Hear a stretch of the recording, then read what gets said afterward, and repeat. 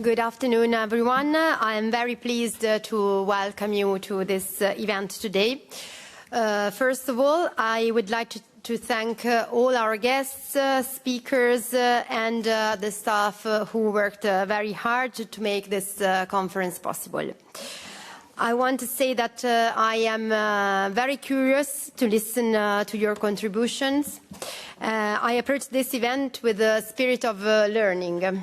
I hope it will be an opportunity for all of us to exchange experiences, to deepen our understanding and enrich one another through dialogue.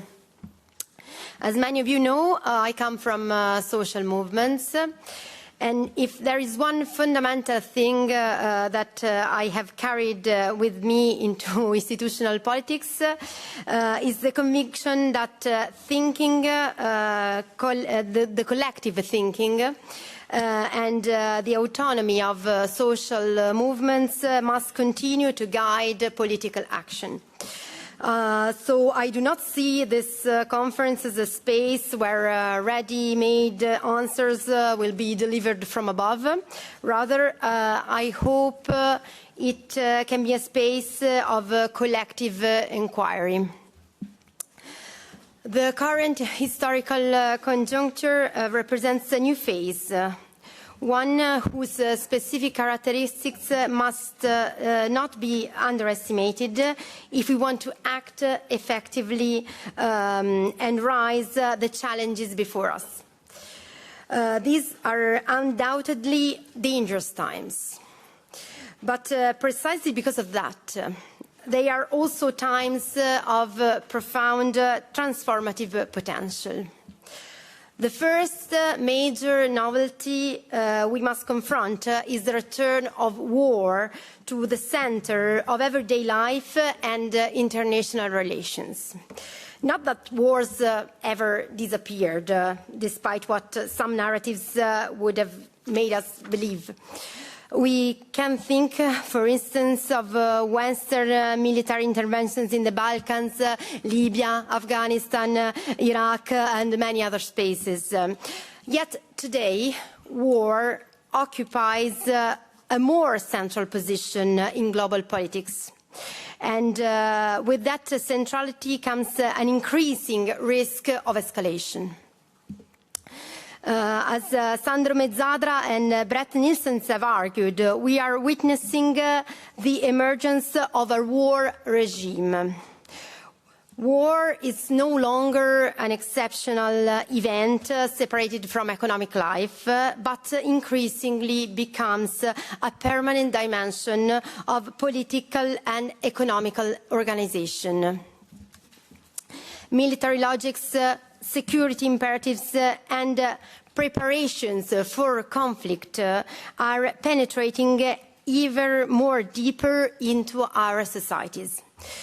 We can already see this in the drive toward rearmament, in the resurgence of nationalist and militarist forms of discipline, in the conversion of industrial production towards military purposes, and perhaps in the future, even in the reintroduction of compulsory military service. A second element that is widely discussed today is the relative decline of the United States and the rise of a so-called multipolar world. In my view, the United States remains the most powerful imperialist center on the planet. At the same time, it is equally true that depending on the concrete situation of a particular people, the principal contradiction of international relations, as Mao Zedong famously put it, may not necessarily be the United States. It really depends on where you actually are located. Moreover, critics of multipolarity remind us that once we place capitalism back at the center of analysis, the picture becomes more complex. We are not dealing with a single evil pole confronting the rest of the world. Rather, we inhabit a transnational system of competing power assemblages, locked in rivalry and competition, while remaining united in their exploitation of populations. At best, these powers may offer certain advantages to their own citizens, but often at the expense of others elsewhere. For this reason, in particular, I believe that campism, which unfortunately has become fashionable again in some political circles, offers the wrong response to our present situation. It reduces international politics to a choice between competing blocs and ultimately undermines the possibility of genuine international solidarity. The challenge before us is to invent new forms of internationalism, forms of solidarity capable of transcending geopolitical alignments. When I say invent, of course, I do not mean that we should retreat into a laboratory and design the ideal model of internationalism in the abstract. We must always learn from practice, from concrete experiences, from struggles already taking place. That is precisely why we have invited grassroots organizations and activists to speak today. We are here to listen, to be inspired, and to learn from the insights generated through their work and experience. There is, of course, not a single form of internationalism. Some comrades travel from one place to another in order to support a struggle, a resistance movement, or a people facing oppression. Others fight where they are, while consciously embracing an international horizon. Some focus on exposing and challenging the complicity of our own governments and capitalist actors in systems of oppression elsewhere. Others work to facilitate communication, mutual understanding, and common organizing between movements located in different parts of the world. They perform an indispensable work of translation, not merely linguistic translation, but the broader work of cultural mediation and political connection. There are many forms of internationalism, and in my view, all of them are valuable. The real qualitative leap will come when we succeed in uniting these struggles within a common political horizon, one that is also perceived as common by large sections of society. This is obviously difficult, given the enormous differences in context, history, and material conditions that separate us. But it is not impossible. History, including very recent history, reminds us of this. We can think of the so-called Arab Springs, the Occupy movement, and the extraordinary global movement for Palestinian liberation. These experiences demonstrate that struggles can resonate across borders and generate powerful forms of convergence that once seemed unimaginable.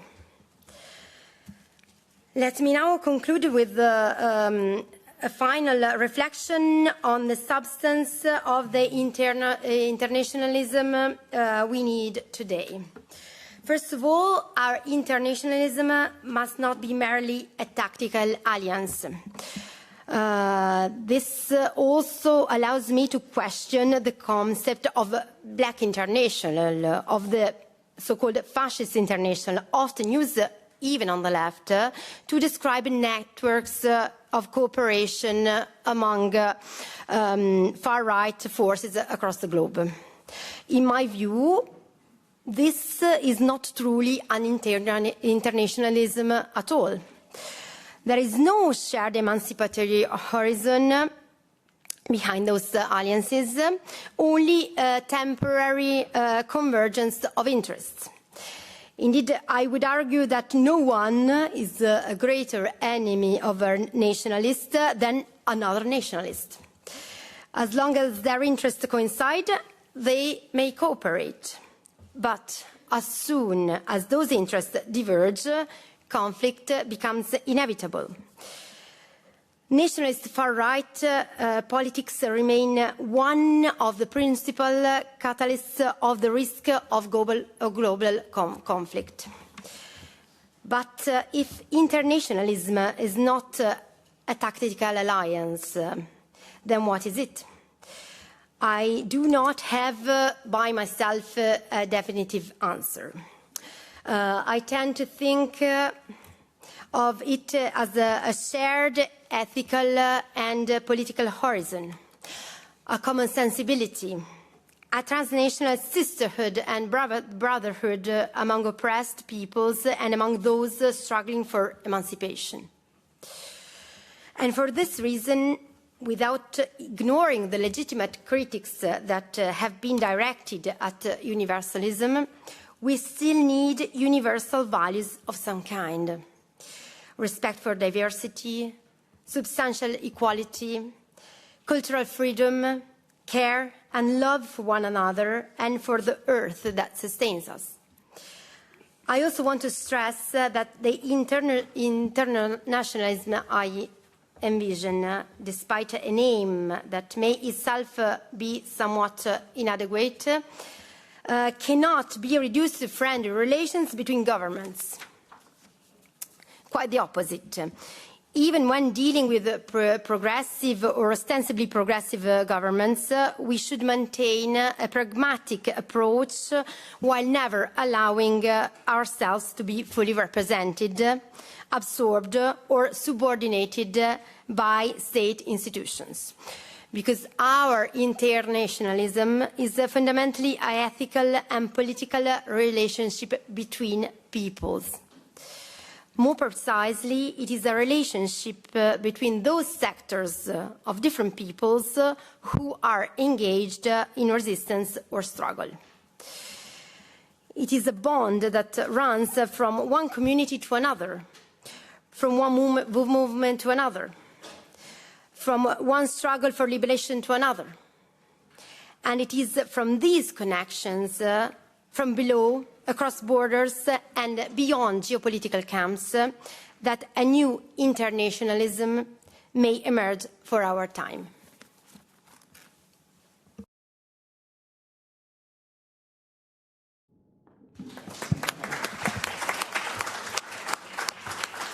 Grazie mille Ilaria per l'apertura esaustiva. Adesso, come accennava Ilaria nel suo intervento, l'idea, organizzando questo evento, era di portare qui quante più esperienze e voci possibili, di costruire un nuovo internazionalismo rimettendole insieme.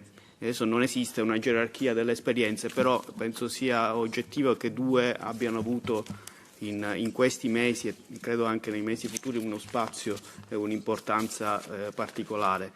Sto parlando ovviamente della Global Smooth Flottiglia del convoy Nuestra America Let's Cuba Brit. Per questo abbiamo deciso di invitarli e di dare intanto a loro uno spazio particolare. Quindi io darei intanto la parola a Pablo Quesada, che ha partecipato all'ultima missione della Global Smooth Flottiglia ed è responsabile per i rapporti con la società civile di Podemos. Per 10 minuti, Pablo.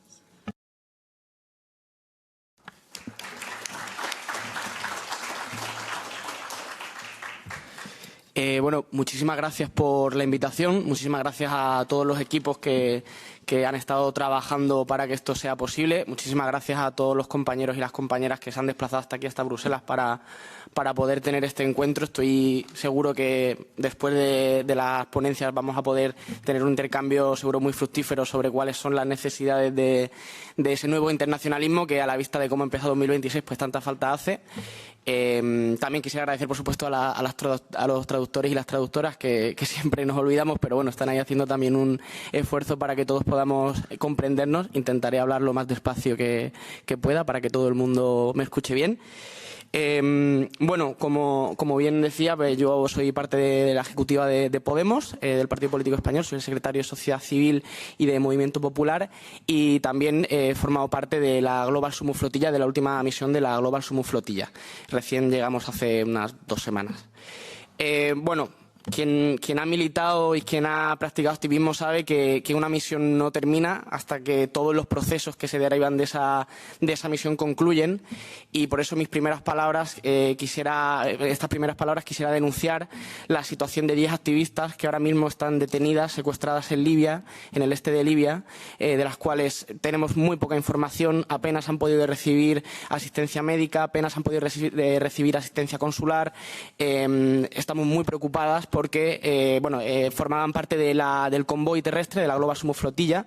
El objetivo de este convoy era trasladar cerca de más de 20 camiones de ayuda humanitaria, acompañarlo con profesionales orientados a la reconstrucción de Gaza y poder llevar esa ayuda por el norte de África hasta Rafah.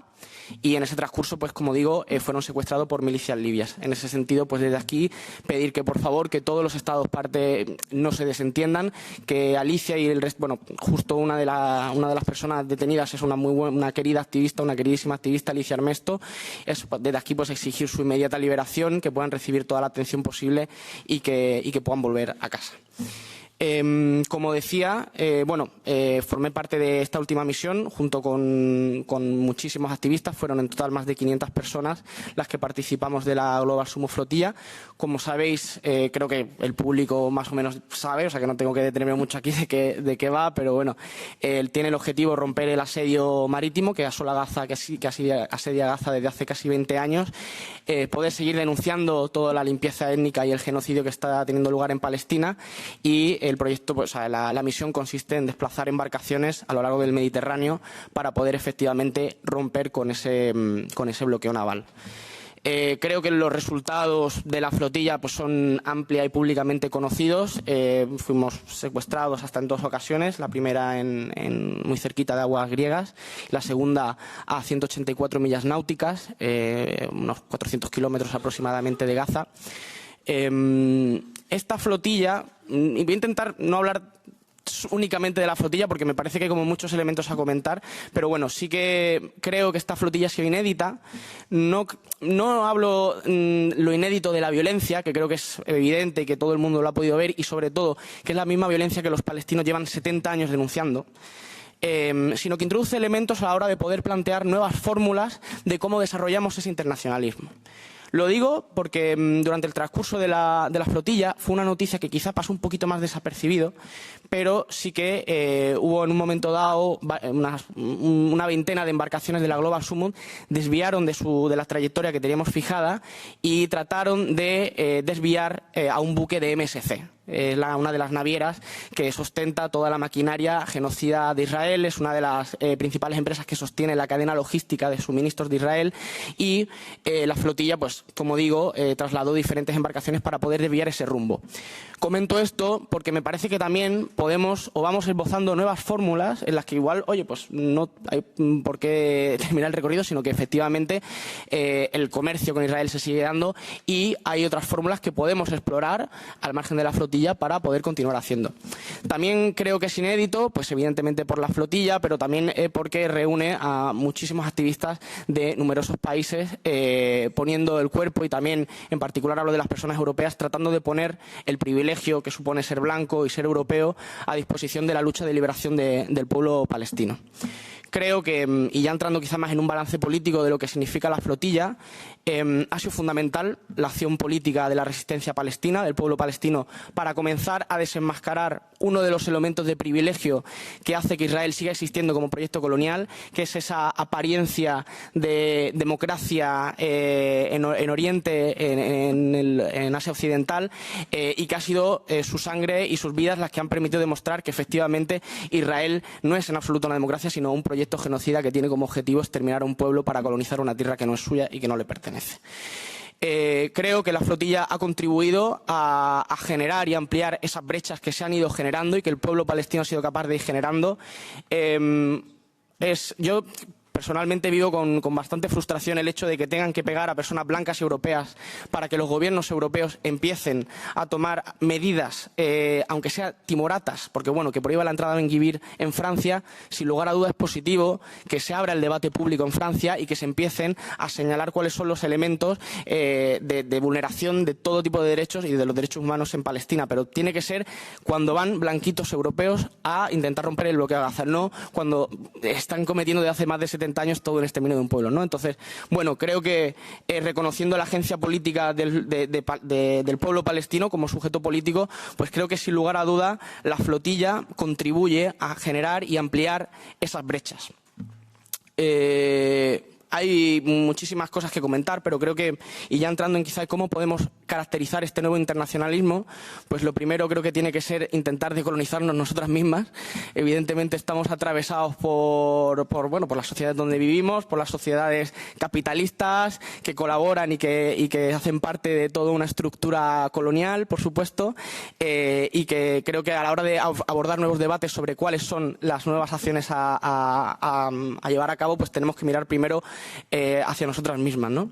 Por otro lado, creo que nos enfrentamos a una coyuntura política en la cual, y aprovechando que estamos aquí en el Parlamento Europeo, creo que es muy pertinente hablar sobre cuáles son las limitaciones institucionales para que los Estados-nación empiecen a romper con estas estructuras que sostienen al sistema capitalista, al sistema imperialista y a estos sistemas coloniales. Y creo, sin lugar a duda, que gran parte de la clave que va a permitir romper con estos ejes de opresión va a ser la sociedad civil organizada.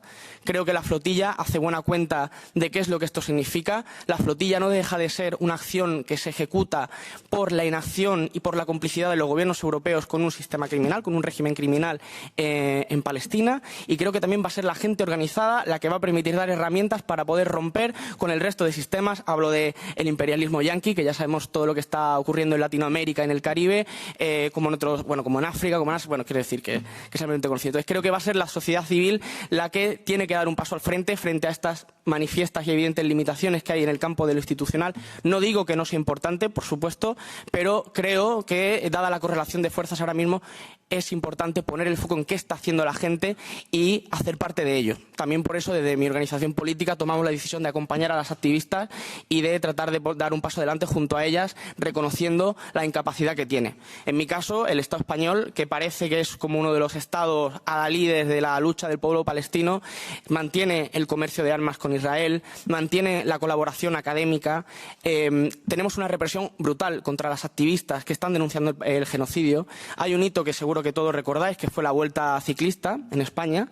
Recorrieron al mundo todas las imágenes. Actualmente tenemos casos de compañeras que están enfrentando a más de 5 años de prisión precisamente por hacer parte de toda esa campaña de desobediencia civil. Voy a intentar no extenderme mucho porque sé que el tiempo es limitado, pero sí que quería terminar con esta idea. La gente es la que está la que está llevando a cabo todas las acciones que deberían llevar nuestros gobiernos, y que no podemos desentendernos de toda esta gente valiente que sigue profundizando las brechas. Así que nada, por nuestra parte desde Podemos pues estaremos ahí a su lado, haciendo parte de todas las acciones que la sociedad civil decida hacer, por supuesto defendiendo siempre a quien resiste y también a quien protesta. Así que nada, por mi parte un poquito más. Muchísimas gracias.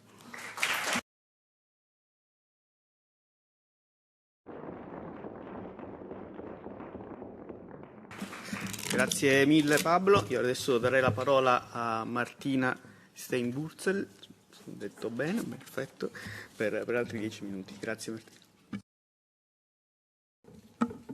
Buongiorno a tutti e a tutti, e grazie intanto al gruppo del Left per l'invito. Per noi è molto importante poter parlare di Cuba in qualsiasi occasione possibile.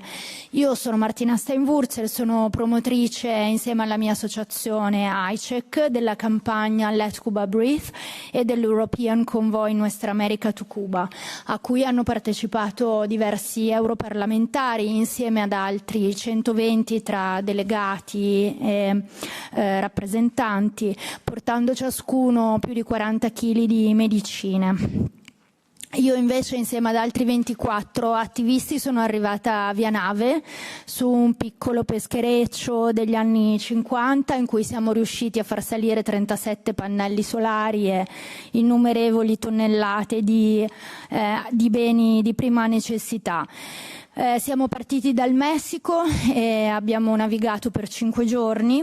È stato un viaggio abbastanza burrascoso, un po' per le condizioni del mare e un po' perché avevamo timore che la nave americana che in quel momento stava pattugliando le acque vicino a Cuba ci fermasse. Dopo questo primo convoy di marzo siamo tornati poi con un'altra brigata a maggio e torneremo anche quest'estate, perché comunque non possiamo permettere che si spengano i riflettori sulla gravissima crisi che sta attraversando Cuba a causa delle politiche americane. Questa crisi chiaramente non nasce oggi, sappiamo che Cuba è sotto embargo da quasi 70 anni, però è gravemente peggiorata con il sequestro di Maduro a gennaio e con l'adozione e l'applicazione della dottrina che viene chiamata Don't Row. E quindi Cuba sta attraversando in questo momento la più grande crisi economica e umanitaria che abbia mai vissuto. L'embargo purtroppo è qualcosa di tristemente concreto, è un pullman che non passa perché non c'è il carburante, è un ospedale che deve affrontare l'ennesima emergenza senza averne mezzi, è una famiglia che trascorre 22 ore su 24 senza corrente, parlando anche della capitale del paese. È un intero paese che di fatto vive una situazione che nessun altro paese al mondo potrebbe mai accettare. Però l'embargo è anche la Sheriff, che è l'impresa canadese che insieme ai cubani gestiva le miniere di nickel, che deve lasciare il paese e viene costretta a vendere le sue quote a una multinazionale americana.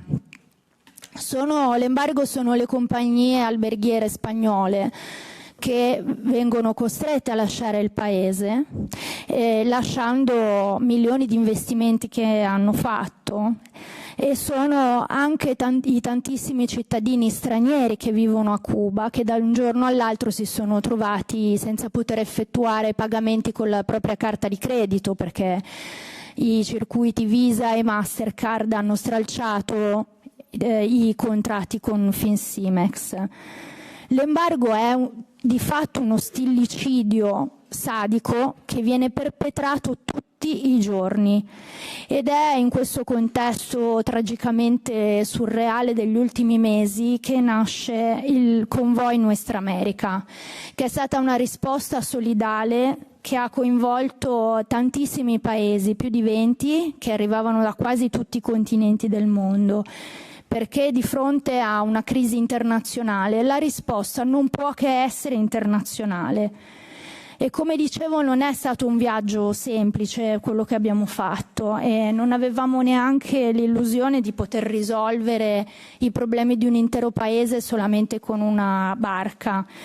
Però volevamo dimostrare una cosa molto semplice, che se un gruppo di cittadini riesce a organizzarsi e ad arrivare attraversando il mare, portando pannelli solari e tantissima solidarietà, allora non c'è nessuna ragione per cui i governi non possano fare molto più del nulla che hanno fatto negli ultimi mesi. Perché il problema di Cuba non è un problema tecnico, non c'è qualcuno come per Gaza che ti limita e ti blocca l'accesso. Il problema su Cuba è squisitamente politico e attraversa una contraddizione che l'Europa si porta in seno da anni, perché già nel 1996 l'Europa aveva firmato e redatto il Blocking Statute, cioè uno statuto, un regolamento che afferma un principio molto semplice, cioè che gli americani sono liberi di non commerciare con Cuba e di non portare lì i loro prodotti, ma non possono obbligare gli altri paesi a non commerciare con Cuba. Cioè, il principio è davvero molto semplice e vieta esplicitamente alle imprese europee di sottostare alle sanzioni americane. E allora la domanda sorge spontanea, no? Perché comunque l'Europa, nonostante le leggi che si è data, continua a tollerare gli effetti di queste sanzioni. Perché le associazioni, le ONG, le imprese europee, gli stessi turisti europei, appena si avvicinano a Cuba, hanno problemi sui pagamenti, hanno problemi a importare o ad esportare le merci.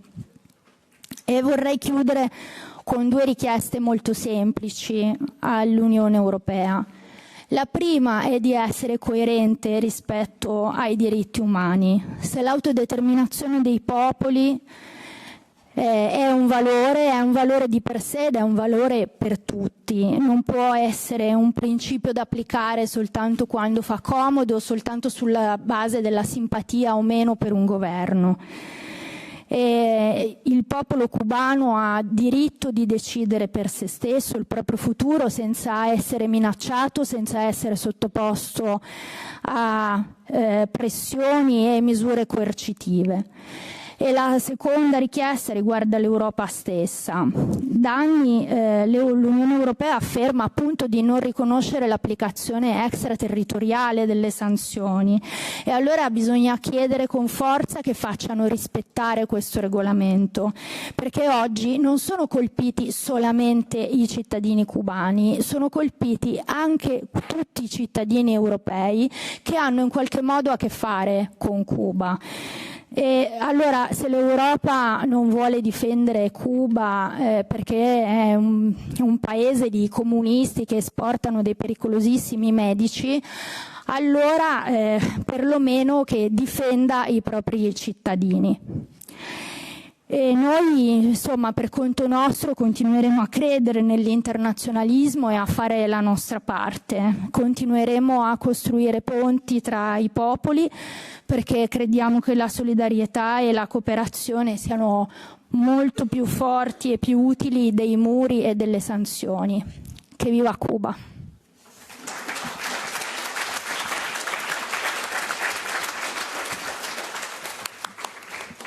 Grazie mille a Martina e anche a Pablo per aver portato qui delle esperienze particolarmente importanti. Adesso entriamo in un momento un po' sperimentale e non convenzionale per il Parlamento europeo. Abbiamo voluto creare una piccola assemblea di esperienze, il che però deve portare anche un po' di responsabilizzazione negli speaker. Siccome i tempi purtroppo in Parlamento sono molto contingentati, adesso io vi chiederei, insomma, ho un piccolo elenco di organizzazioni a cui abbiamo chiesto, perché lo consideriamo importante, di portare il loro contributo e la loro esperienza, però vi chiederemmo di stare più o meno rigidamente, anzi senza più o meno, rigidamente nei 2 minuti e mezzo di intervento, in modo da poter dare a tutte e tutti la possibilità di intervenire. La prima organizzazione nell'elenco è Mediterranea Saving Humans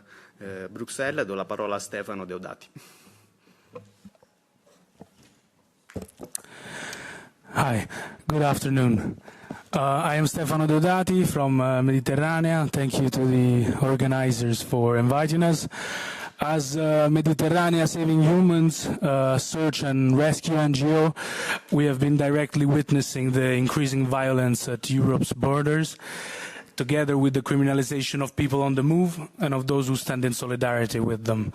On May 12th in Ragusa, Sicily, we had the 3rd hearing in the trial against 6 of our activists in the Myers case. In this instance, we are being prosecuted for rescuing 27 people left stranded at sea for 38 days in full knowledge and indifference of Maltese and Italian authorities. With the Pact on Migration and Asylum coming into force this week... Am I too close? Sorry. Sorry, I was absorbed. With the Pact on Migration and Asylum coming into force this week, we are about to witness a further attack on the right to asylum in Europe. This does not represent a rupture. It marks a final blow after years of policies that have made Europe's borders increasingly deadly through deportations, coercive measures, and so-called remigration policies becoming institutionalized realities. This is not happening in isolation, and it is part of a broader political context marked by the erosion of international law and increasing militarization. In the past few months, 6,811 people have been intercepted and pushed back to Libya, where many face arbitrary detention and abuse, while further 822 people have been reported dead or missing on the central Mediterranean route. In this tragic context, there is also another reality. The civil fleet stands as a powerful example of international cooperation and a concrete practice of resistance, which has allowed for 1,367 people to be rescued from 34 boats in distress in the past few months. Behind all of these numbers are lives and clear political choices. This is why it is crucial to continue mobilizing at every scale, to defend right, to build solidarity, and to create spaces of resistance and dialogue such as this one. Thank you. Many thanks, Stefano. Adesso darei la parola all'organizzazione Congrastar, Ibn Mizgin. Hello, thank you for the invitation.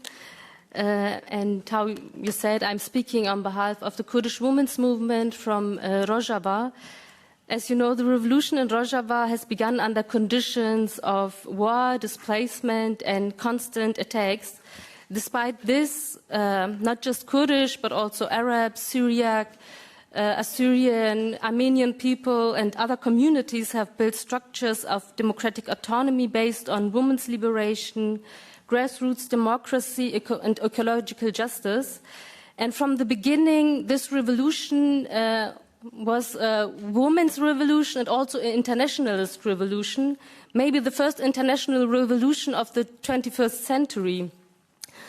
It has inspired also people from worldwide and who have joined it and also defended it, some even with their lives. And this has created a shared responsibility for the future of this revolution in Rojava.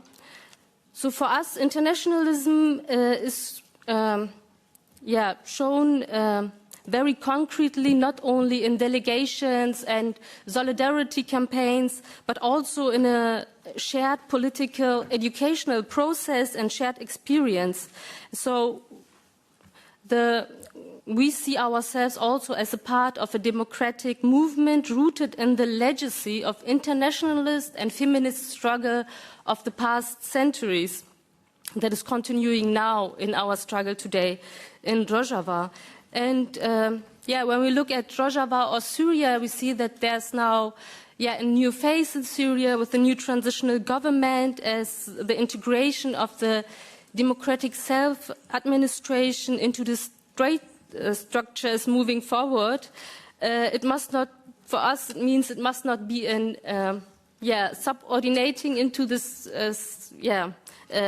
or dismantling of its democratic achievement. But it should should pave the way for a democratic reorganization of political and social relationships through Syria. And at this time, also international solidarity is very important for us, also more than ever, especially as many Western states and also the European Union see the transitional government as a partner of stability, while ignoring human rights violation, attacks on minorities and democratic forces, and its lack of democratic legitimacy. And in this context, also the achievements of Rojava are under pressure. The achievements like the Women's Protection Units, YPG, the co-chair system, the social contract, and many others demonstrates also in the praxis of principle of gender equality and peaceful coexistence amongst diverse ethnic and religious communities. And this structures also shows together that there is an alternative is possible and also built up. And to the contrary to the claim that there is no alternative to nationalism, militarization, capitalism and authoritarianism, the Rojava Revolution had shown that there is an alternative that is already built. And for us it's also important to listen to this discussion, having also insights from other struggles, because we see our struggle as one struggle, and defending democracy and women's liberation is therefore also a contribution to a different future for all of us. Thank you.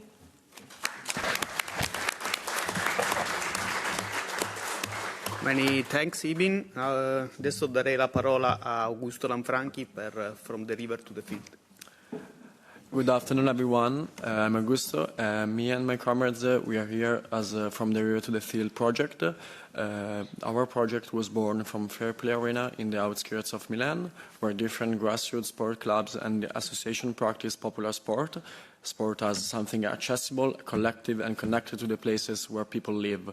Starting from Milan, we have been building, we are still expanding a network of popular sport realities across Italy and Europe. In Burin and Ascar, we found sister communities that share our vision of sport and of the world, and through these encounters we have built practical, lasting relationships. From this reality, our relationship with Palestine began. Last summer, a delegation from our network visited Palestine and spent time in Burin and Ascar. From that encounter, our relationship started. Later in October, 6 young Palestinians from Ascar came to Milan for a youth exchange. They trained with us, met our communities, and entered our everyday spaces. After that experience, Palestine could no longer remain only a political cause seen from far away. It became a relationship with people, names, voices, and responsibilities. The most concrete part of our project today is supporting the rebuilding of a football field in Burin, a village in West Bank. That field is not only a sport facility. In a context of occupation and settled violence, a place built for meeting, playing, and growing up becomes a target exactly because it keeps community life alive. So building a football field is not symbolic for us. It is a material solidarity with the possibility of doing what should be normal for every human being: meeting, playing, staying together, imagining a future on one's own land. This is also how we understand internationalism, not charity, not speaking for Palestinians, not using Palestine as a symbol of our own political identity. Internationalism means building practical links between struggles. It means starting from the struggles we know here against exclusion, borders, racism, and the isolation of our communities, and connecting them with the struggle of those resisting occupation and displacement in Palestine. Speaking here inside the European Parliament, this contradiction is clear. Europe speaks the language of rights, but too often funds border regimes, expand military budgets, and protects the structures that make occupation and apartheid possible. Our project is a small answer from below. Through popular sport, tournaments, exchange, fundraising, and relationship between clubs in Italy, Europe, and Palestine, we want to build a network that lasts beyond one event and beyond one emergency. For us, Burin and Ascar are not projects to represent. They are relationships that oblige us to continue. And continuing means taking a clear side against occupation, against apartheid, against militarized Europe, and with Palestinian freedom and self-determination. Thank you.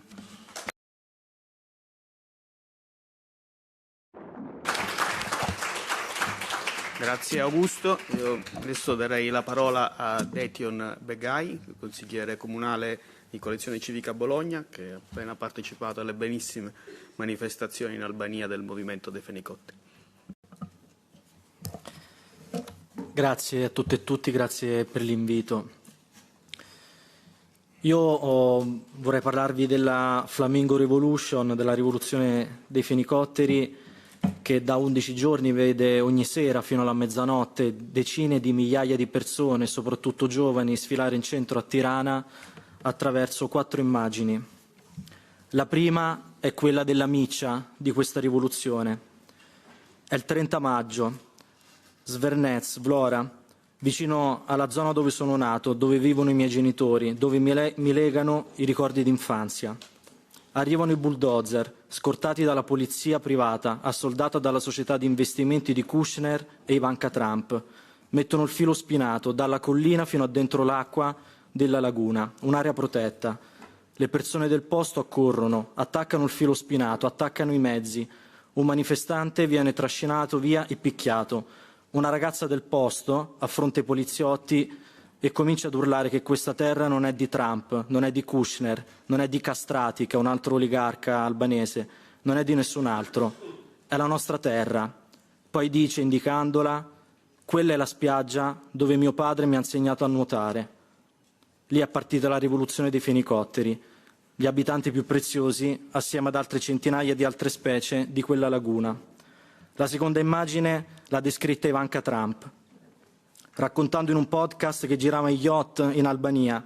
Si è fatta una nuotata, ha camminato scalza su quest'isola che ha scoperto, l'isola di Sazan, di fronte alle coste di Vlora, che ha deciso di comprare. Questo per tantissimi albanesi, non solo nell'analisi degli attivisti o degli intellettuali, è stata l'immagine della violenza coloniale. In piazza a Tirana e in quelle della diaspora in tutto il mondo, decine e decine di città davvero, dove gli albanesi hanno alzato la testa, c'erano cartelli del tutto autoprodotti e spontanei contro Ivanka Trump che partivano proprio da questo suo racconto, oltre alla famosa immagine, soprattutto nelle piazze italiane, di Edi Rama che si inginocchia davanti a Giorgia Meloni. La terza immagine è quella delle bandiere dell'Unione Europea sventolate dai manifestanti nelle proteste a Tirana. Non tantissime, ma ce ne sono. Ne voglio parlare perché siamo qui nella sede dell'Unione Europea. Del rapporto della rivoluzione con l'Unione Europea ha parlato anche Lea Ypi nell'articolo che ha scritto per il Guardian. Apprezzato ma anche criticato in patria. Servirebbe un convegno per parlare di questo, ma mi limito a dire che a mio avviso la bandiera di Rama, il suo cavallo di battaglia, cioè l'ingresso nell'Unione Europea, è come se gli fosse stata strappata dalle mani questa battaglia. Non è un argomento lineare nel movimento, che è plurale ed è di massa, ma quelle bandiere ci raccontano di una rivoluzione che l'Albania vuole imporre anche all'Europa. Ho sentito molti discorsi del tipo finalmente insegniamo qualcosa noi all'Europa. In Europa dovete fare come noi. Un cambio di paradigma rispetto alla sudditanza politica, culturale e sociale, al complesso di inferiorità che il sistema di Edi Rama, ma anche quello di Berisha e di tutti gli oligarchi, ha provato ad inculcare al popolo albanese. Essere costantemente in debito con l'Italia, vedi CPR, con gli Stati Uniti, svendersi agli oligarchi albanesi stranieri per accreditarsi a livello internazionale. Basta. La quarta immagine dell'ultima che vi consegno è una cosa che mi ha commosso e che ho visto stamattina mentre scrollavo il telefono in aeroporto. Ho già detto che è una rivoluzione che ha una grande caratteristica generazionale, ma aggiungo che la generazione è nata e cresciuta dopo la fine del regime comunista di Enver Hoxha. Una rivoluzione che viene definita tale con grande consapevolezza, perché è uno dei movimenti più grandi della storia albanese e sta già lasciando il segno, al di là di come andrà. L'immagine è una signora, che potrebbe essere mia mamma, che porta un cartello in lingua albanese durante le proteste a Tirana ieri sera.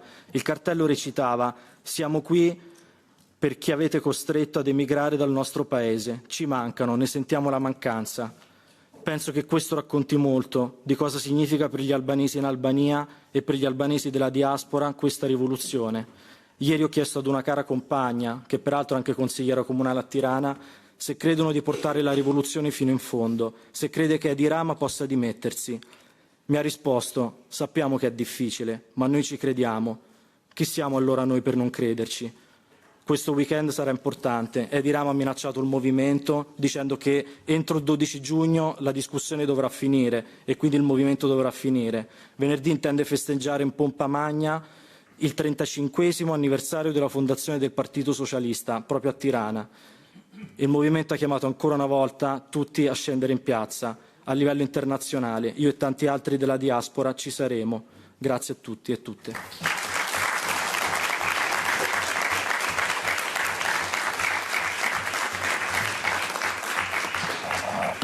Grazie mille Dayton per questo racconto, per queste immagini. Adesso un'altra organizzazione particolarmente importante, Refugees in Libia, Patrick Zaccaria, però non l'ho visto, magari non è riuscito venire, magari appena arriva lo recuperiamo. Okay. I think it's me, Patrick Zachary.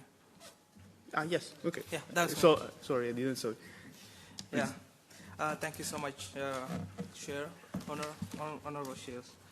I would like to speak on behalf of South Sudanese community here in Europe.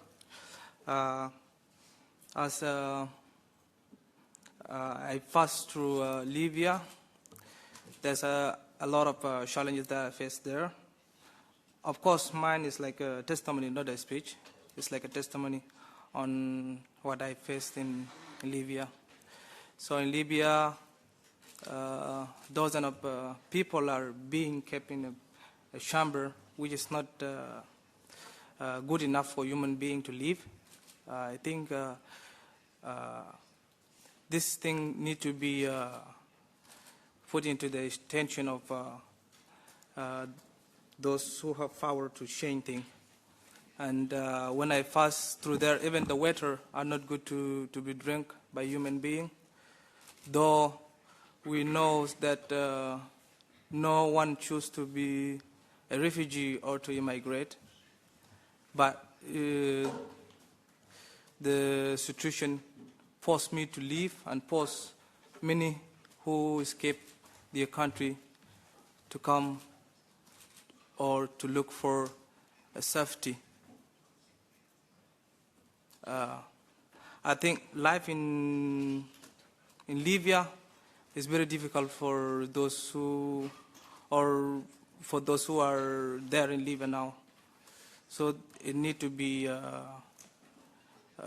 We need something. We need to do something to change or to. I know European countries are, or the European Union is the only continent or the only union which is vocal about human rights, and this need to be implemented in Libya. And thank you.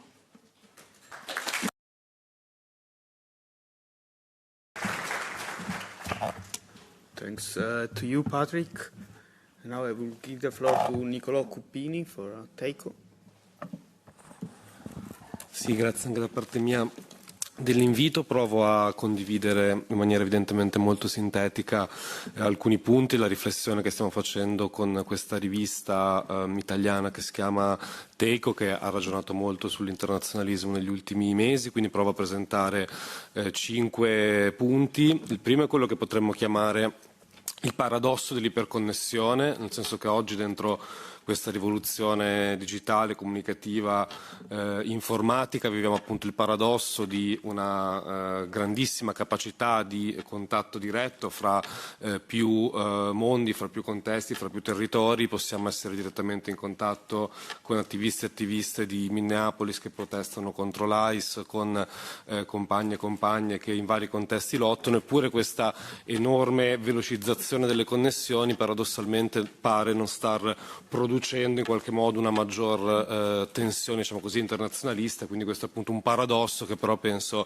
sia denso di un'ambivalenza che può in qualche modo essere sciolta e pensata positivamente per produrre nuove interconnessioni internazionaliste. Il secondo punto è relativo a una tensione che sta emergendo fra le nuove spazialità del capitale, un mondo sempre più infrastrutturato, un mondo in cui la circolazione di merci, dati, capitali è sempre più vorticosa, costruisce appunto un complesso di infrastrutture satellitari, data center, marittime e terrestri. Come queste infrastrutture planetarie stanno entrando in tensione con gli spazi politici. Questo è uno degli elementi che fa esplodere, diciamo così, una congiuntura di guerra. Ecco, dentro questa trasformazione, riconfigurazione degli spazi del capitale, terzo punto, gli spazi emergenti delle lotte e dei conflitti sociali. Da questo punto di vista veniva già citato nell'introduzione le spazialità e le dinamiche che la lotta palestina globale contro Israele globale ha illuminato, in particolare a partire dall'Italia, dallo sguardo appunto che abbiamo potuto avere in Italia questo autunno. Ci parla di una controspazialità, se vogliamo, che è in parte mimetica rispetto alle nuove spazialità del capitale, nel senso che gli spazi delle lotte sempre più sono spazi che praticano il conflitto attorno alle infrastrutture, alla circolazione, bloccando porti, interporti, stazioni, autostrade, tangenziali, e questo tipo di nuova spazialità delle lotte, questa, ripeto, immersione che si è vista in Italia, quantomeno con la lotta per la Palestina globale, risuona molto con un'altra spazialità delle lotte, che è quella che con Teico, insomma, con la rivista abbiamo fatto un'inchiesta su quello, su come i movimenti negli ultimi 20 anni hanno agito, appunto, il conflitto, lo scontro di classe, il conflitto sociale, e anche lì abbiamo visto in atto una spazialità che è sempre più logistica, è sempre più agita a interrompere e come dire, far controcircuitare gli spazi del capitale in spazi delle lotte. Quarto punto, il tema appunto di questa inchiesta che abbiamo provato a fare su questi controcircuiti di lotta, che credo siano la base materiale e principale sulla quale strutturare un ragionamento sull'internazionalismo, quindi penso al ciclo 2011-2013, dalla Tunisia, piazza Tahrir, piazza Taksim, le piazze egiziane, le accampadas, Occupy, eccetera, eccetera. Il secondo ciclo, 2019-2020, l'insurrezione in Cile, Black Lives Matter, Hong Kong, eccetera. È quello che in qualche modo lo scorso anno, no, quello che i giornali, i media hanno descritto come le insurrezioni della generazione Z. Ecco, anche qui abbiamo visto in gioco una nuova cartografia dei conflitti, che è un terreno di inchiesta per pensare le forme possibili di un nuovo internazionalismo. E su questo quinto punto e chiudo, è evidente che quando parliamo di nuovo internazionalismo è appunto uno sforzo di immaginazione politica che deve abbandonare ogni nostalgia, ogni sguardo al passato, ma proprio cercare dentro e contro queste nuove configurazioni dell'iperconnessione, dentro queste nuove spazialità del capitale e delle lotte, dentro i nuovi soggetti che praticano per le strade, per le piazze l'internazionalismo. Ecco, dentro queste linee di tensione anche come immaginare nuove formule organizzative per pensare un internazionalismo all'altezza dei tempi. Su questo, e chiudo, abbiamo trovato molto stimolante un po' un approccio alla discussione, al dibattito che è stato proposto in un libro di Rodrigo Núñez che si chiama Né orizzontale né verticale, quindi immaginare un'ecologia organizzativa, quindi una capacità di risonanza tra soggetti politici, organizzazioni molto eterogenei, che però appunto sappiano muoversi come un'ecologia che va a sbattere contro le attuali regimi di guerra e regimi del capitale per praticare appunto nuovi traiettorie di liberazione possibile. Grazie. Grazie a te Nicolò. Adesso darei la parola a Maddalena Scotti per Iabasta Bologna. Hi, good afternoon, and thank you. Okay, sorry. So, what does it mean to be internationalist today, when the national state and the liberal democracy, historically the ground for our internationalism in our tradition, are in deep crisis? For us, being internationalist today means looking also at the European space as a site of struggle and political construction. In a scenario in which the global order has disintegrated and capitalism uses war and technological transition to redefine regimes of accumulation, Europe stands at a crossroads. It can continue to function as a neoliberal apparatus founded on austerity and rearm, or be dismantled by competing national and imperial powers. This means seizing our opportunity to open a third path, a contested political space still entirely to be invented, because we think that there can be no new internationalism without also starting a reinvention of the European space that break with the West, with the US, and radically transform our territories.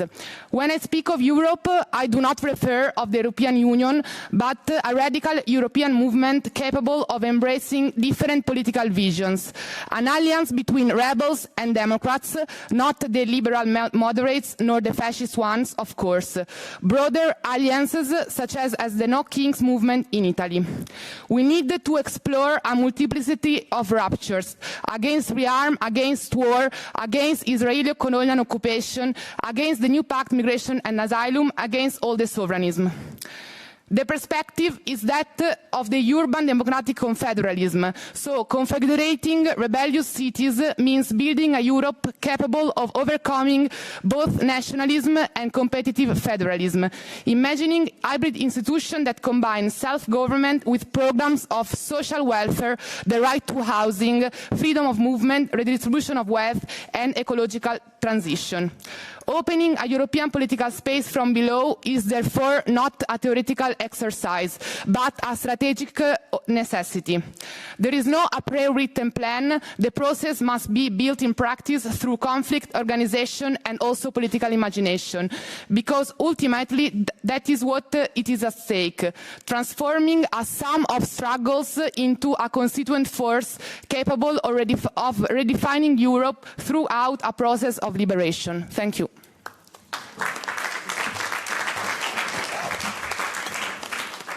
Thank you, Maddalena. Now I will give the floor to Beroz Sarabi for Together for Iran. Hello, everyone, and I'm very pleased to be here with you today.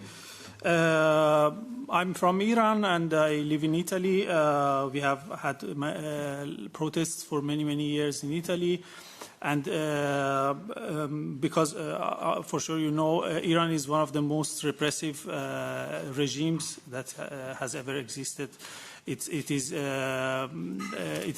killing constantly, not executing not just the political opposition, but also women's activists, children's activists, workers' activists, and environmental activists, or any type of activists that are doing something, any type of protest in the country.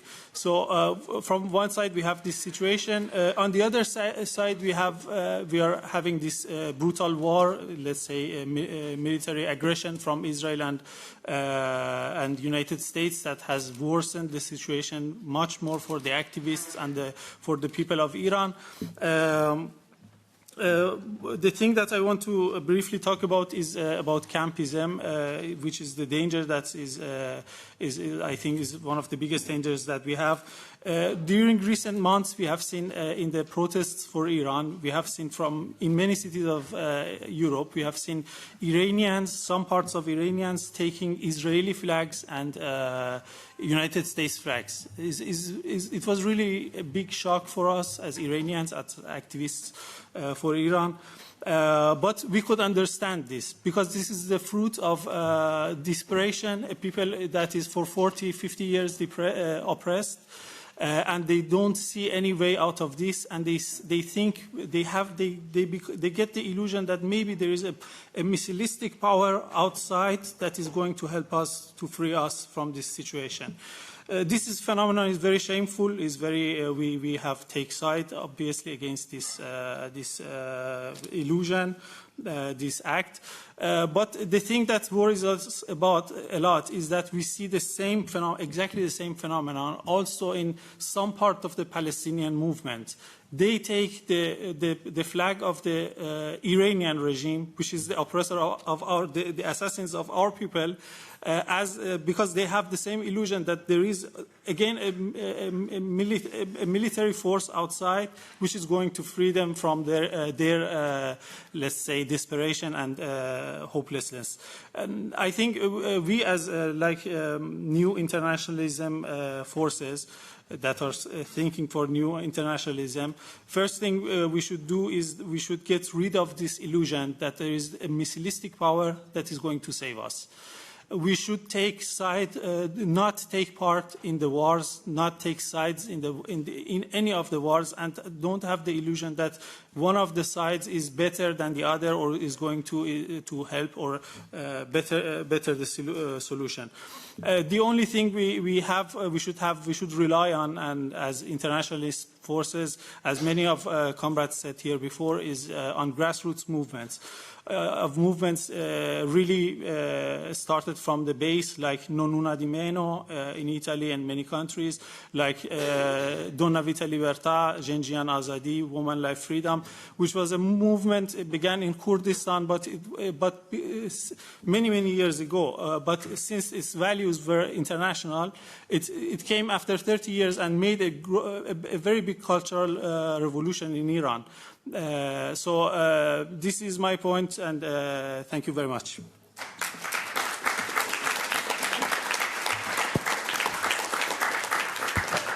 Thanks to you, Beros. Adesso do la parola a Giulio Bonistalli di Sport Sotto Assedio, anche lui partecipante all'ultima Global Summit Flottiglia.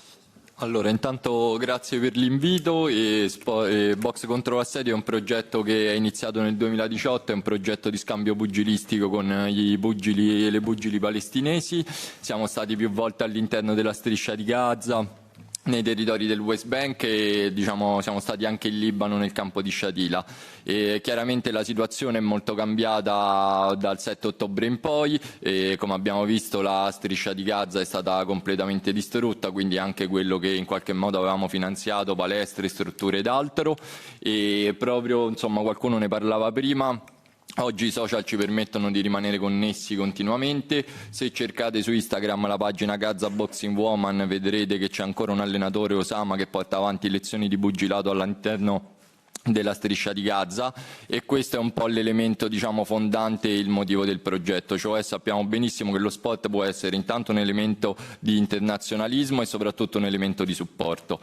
Quello che abbiamo fatto un po' per tirare le somme di questo progetto è stato organizzare il 23 maggio questo evento che abbiamo fatto a Roma di scambio, appunto c'erano degli incontri di pugilato fra pugili italiani, irlandesi e palestinesi, proprio perché ci siamo connessi con un altro progetto di scambio pugilistico in Palestina fatto dai compagni del nord dell'Irlanda, da Belfast, e quindi siamo molto orgogliosi perché in qualche modo siamo riusciti a costruire un punto, anche abbiamo fatto vedere che in qualche modo anche il pugilato può contribuire alla solidarietà, e probabilmente l'anno prossimo proveremo a farlo nuovamente, a costruire momenti come questo, proveremo a capire se riusciremo a farlo anche con i pugili cubani o con altri paesi, perché sappiamo che appunto la costruzione è difficile e complicata. Ho partecipato anche io all'ultima missione della Global Summit Flottiglia, sono stati fra i compagni e le compagne che sono stati fermate prima di arrivare in Grecia. Diciamo che abbiamo fatto ben pochi giorni di viaggio perché in qualche modo Israele ci doveva dimostrare la sua forza e probabilmente perché era un viaggio molto scomodo, e siamo stati molto contenti di partecipare, e penso che uno degli elementi fondamentali di questa flottiglia, intanto abbiamo partecipato alla flottiglia penso più grande della storia se non erro, e questo è un elemento molto importante rispetto al tema dell'internazionalismo. Ci sono persone che sono arrivate da qualsiasi paese di questo pianeta pur di stare su quelle barche, e abbiamo registrato, penso che questo lo può confermare anche il compagno di Podemos, abbiamo registrato l'esigenza delle persone di mettere la faccia, di mettere a disposizione i propri corpi. Esiste una marea umana che è disponibile a mettersi in gioco per invertire questa rotta, e forse in qualche modo i tempi sono anche maturi per farlo. Le sfide sono tante, i livelli sono diversi, dobbiamo continuare a fare progetti come quelli che facciamo, come la flottiglia, che rimangono progetti importanti di solidarietà, alcune volte simbolici, e per riportare la luce sul tema della Palestina.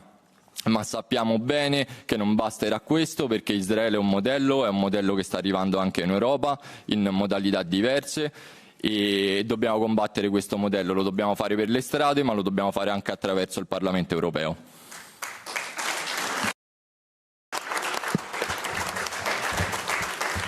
Grazie Giulio. Adesso darei la parola a Giulia Torrini di Un Ponte Per. Sì, buonasera a tutte, grazie per l'invito. È una grande emozione da cittadina e da attivista essere qui e ascoltare questo fiume di esperienze. Io rappresento Un Ponte Per, che è una organizzazione non governativa nata nel 1991 in Iraq, 35 anni di storia e di esperienza al fianco dei popoli in guerra in quell'area che noi chiamiamo Asia Sud-Occidentale, ma che molte istituzioni continuano a chiamare Medio Oriente, che è un termine coloniale. Ed è sul colonialismo colonialismo che vorrei concentrare particolarmente il mio intervento, ricollegandomi anche ad alcune delle cose che sono già state dette. Noi dobbiamo cercare come società civile e quindi fornendo le nostre esperienze alle istituzioni, ai nostri corpi e la nostra voce, e soprattutto la voce dei popoli e delle persone con cui lavoriamo in quei territori, di smantellare di strutture di potere che sono ancora gerarchicamente di stampo eurocentrico, bianche, fossilizzate su esperienze che tendono a portare soluzioni e non a costruirle insieme con le alleanze sui territori. In quei territori dove c'è petrolio, c'è acqua, c'è terra sfruttata da decenni, come l'Iraq, come il Libano, come la Siria, come la Giordania, come la terra di Palestina, dove noi lavoriamo appunto da più di 30 anni, ci sono generazioni di giovani che hanno messo a disposizione la loro vita per queste battaglie e insieme a loro dobbiamo costruire questo internazionalismo di cui oggi ci domandiamo che cosa farne e soprattutto in quale direzione farlo andare. Siamo da 35 anni in territori in cui i giovani e le giovani sono assolutamente connesse, potenti, presenti e occupano le strade e le piazze. Io vorrei ricordare le rivoluzioni di Tishrin del 2019, siamo stati in piazza con queste persone, sono state represse nella violenza, in Iraq è stato fatto cadere il governo in quegli anni, ma il prezzo che hanno pagato le giovani e i giovani iracheni è altissimo ed è ancora nella storia della loro memoria. Quello che sta accadendo oggi in Libano, dove le nostre attività di sport, educative e di scuola si sono tramutate in distribuzione di cibo, alimenti e beni di prima necessità, perché il Libano è bombardato quotidianamente da Israele, che il cessate il fuoco lo usa come spot pubblicitario per continuare a farsi mandare armi. Un Pontepere è anche firmataria di una causa civile contro la Leonardo e quindi anche contro lo Stato italiano. Queste sono le battaglie che le persone come me, cittadine volontarie, attiviste, che non accettano di vivere in un mondo globalizzato che usa il fascismo e il colonialismo come spot politici, cerca di fare ogni giorno, e abbiamo bisogno delle istituzioni per costruire insieme un'alternativa possibile. Concludo con questo ragionamento che ho fatto ascoltando le vostre esperienze. Fascismi e colonialismi viaggiano insieme e allora antifascismo e anticolonialismo devono viaggiare insieme e credo che queste siano le parole base che devono costruire l'internazionalismo del nostro futuro. Grazie.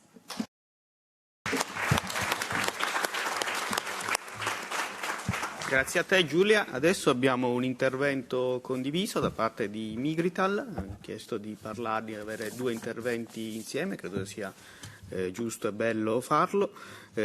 Sciamo Zif ed Elon Miloti, non so come siete.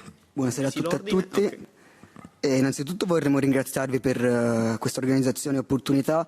Noi appunto rappresentiamo un gruppo di origine multietnica proletaria in Italia, che rappresenta e riflette il contesto italiano stesso, appunto quello più secondo noi reale, che da un lato è caratterizzato da una forte multietnicità con provenienze da qualsiasi ambito del mondo, dai Balcani all'Africa, dal sud asiatico fino all'est Europa e al Latino America, e quindi dall'altro però è segnato anche da una forte segregazione economica e confinamento urbano nei margini più esclusi delle città e nei lavori più sottopagati.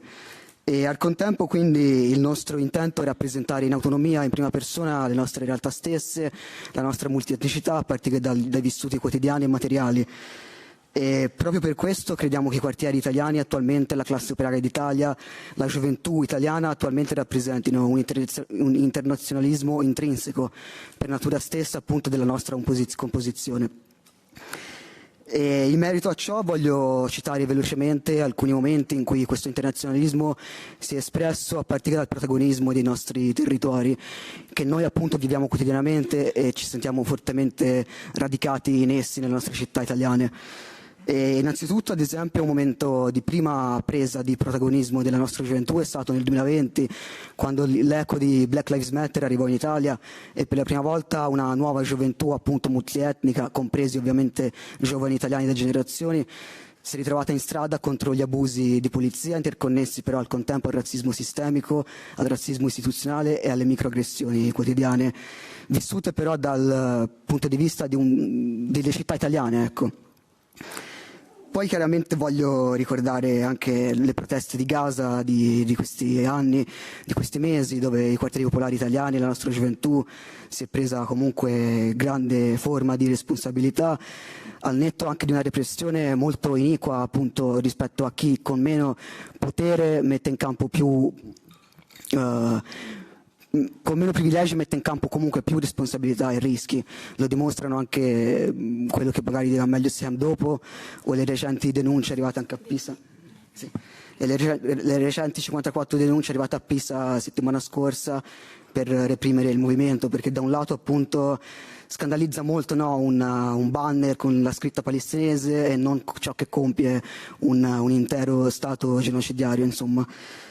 E ciò arrivando anche comunque alle proteste che ci sono state in paesi internazionali, no?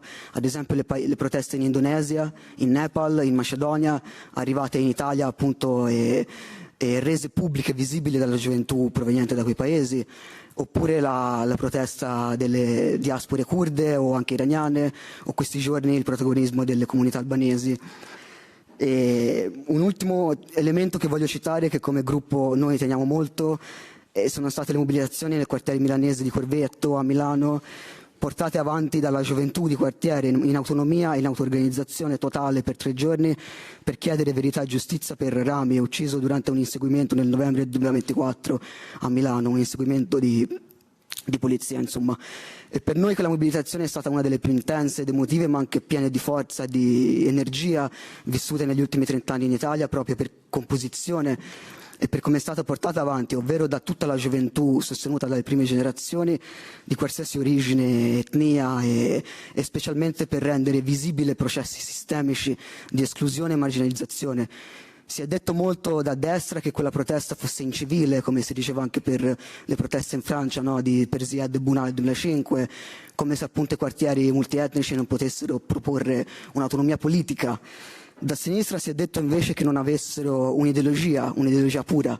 Ecco, noi chiaramente invece ribaltiamo quest'ottica, crediamo che sia stata per ammissione stessa degli organizzatori una protesta di 3 giorni di blocco totale politica che metteva a luce appunto delle nostre realtà quotidiane nei quartieri, nelle classi operaie italiane e nei margini, ecco, in un periodo in cui si parla tanto di reimmigrazione, di ronde.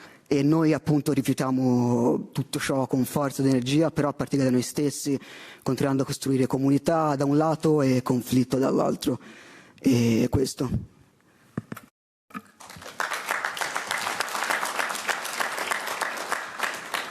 Un saluto a tutte e a tutti, rinnovo i ringraziamenti per aver organizzato questo momento di confronto e per l'invito. Ci sarebbero vari punti da approfondire e su cui ragionare insieme, ma purtroppo il tempo è poco, quindi ne evidenzio uno in particolare a cui teniamo molto, come già altri interventi hanno sottolineato. La solidarietà internazionale è estremamente sotto attacco e non colpisce tutte e tutti allo stesso modo.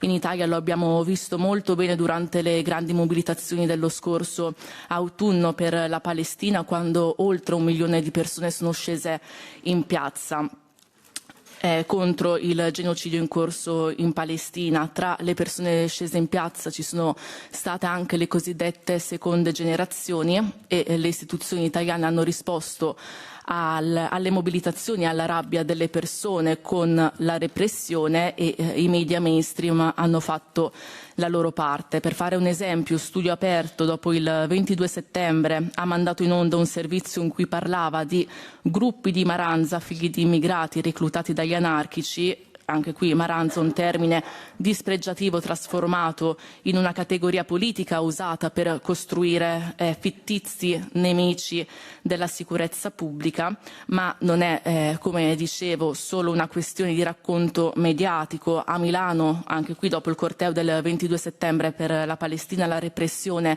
si è sviluppata in 3 tornate. L'ultima del 13 marzo scorso ha visto una ventina di persone colpite, circa la metà di origine migrante, 10 misure cautelari, di cui 7 arresti domiciliari, e a seguito degli interrogatori di garanzia la GIP ha disposto la conferma degli arresti domiciliari per le persone con background migratorio, mentre per le altre imputate per condotte analoghe si trovano ora in una condizione giuridica meno restrittiva. Quindi la razzializzazione del dissenso è una pratica concreta. Un altro esempio viene da Verona, dove un ragazzo si vede la procedura di richiesta di cittadinanza bloccata perché partecipa alle iniziative di piazza. In questo quadro vanno nominati anche gli arresti di attivisti palestinesi a seguito di indagini estremamente viziate sia da pregiudizi sia da pressioni internazionali da parte dell'entità sionista. Quindi concludo, per le persone di origine migrante il rischio non si limita solo alla pena. In Italia una condanna può significare reclusione in un CPR o espulsione coatta, quindi quando la solidarietà viene trattata come una minaccia alla sicurezza e quando alcune persone pagano un prezzo più alto per esercitare gli stessi diritti politici, siamo di fronte a un problema che riguarda tutti e tutte. E quindi concludo dicendo che pensiamo che un nuovo internazionalismo debba partire da qui, ovvero difendere i diritti, il diritto alla solidarietà, opporsi alla criminalizzazione del dissenso e garantire che i diritti fondamentali valgano per tutte e tutte. Di nuovo grazie. Grazie a voi. Adesso darei la parola a Stefi Ricani for We Keep Us Safe. Hi, thank you to the left for having us here today. It's nice to be with you all. We Keep Us Safe is a campaign that started against the EU's deportation regulation, a law which is expected to be adopted next week in a plenary vote. The law will create a surveillance-driven deportation regime in Europe with ICE-like home raids and a complete legitimization of racial profiling. At We Keep Us Safe, we work in coalition to build power and connect struggles. We have started to fight against the EU's war on migrants through our campaign and also through our community of practice.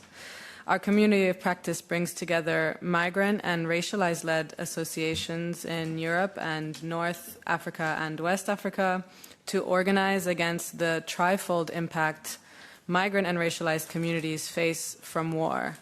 First, the destruction of their homelands, collapse of their economies. Second, the forced displacement they are subjected to, where they risk death and violence at the hands of militarized border control. And of course, increasingly, the militarized policing and invasive surveillance we face today in Europe.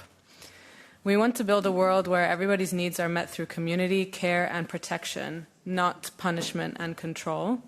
Our goal is to shift power, policies, and resources away from punitive and discriminatory policies, harming marginalized communities, and direct them towards societies of care.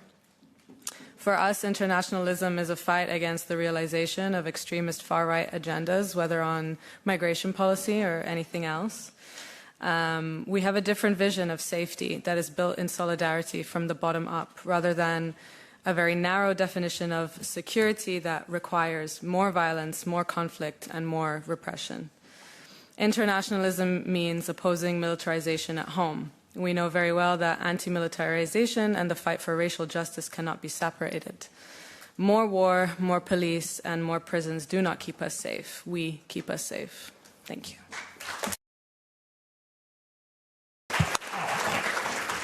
Many thanks, Stefi. Now I would give the floor to Mattia Barrera for the Academic of Democratic Modernity.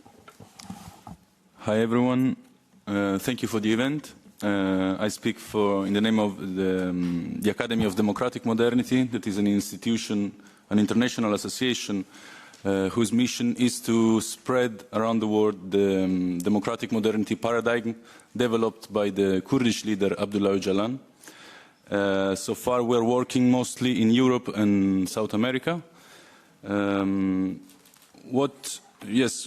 goal, our mission is completely within the framework of internationalism, and what we think, briefly, is that as we can see, internationalism is today a fact. It's not something we need to imagine, but of course we need to organize it. What we are missing today is an internationalist organization. We need to build a new international, and we must build it in the very next future according to what are the conditions of the struggles in the world today. We can see how civil societies, women, youth are struggling everywhere in the world from the bottom, like from grassroots organizations.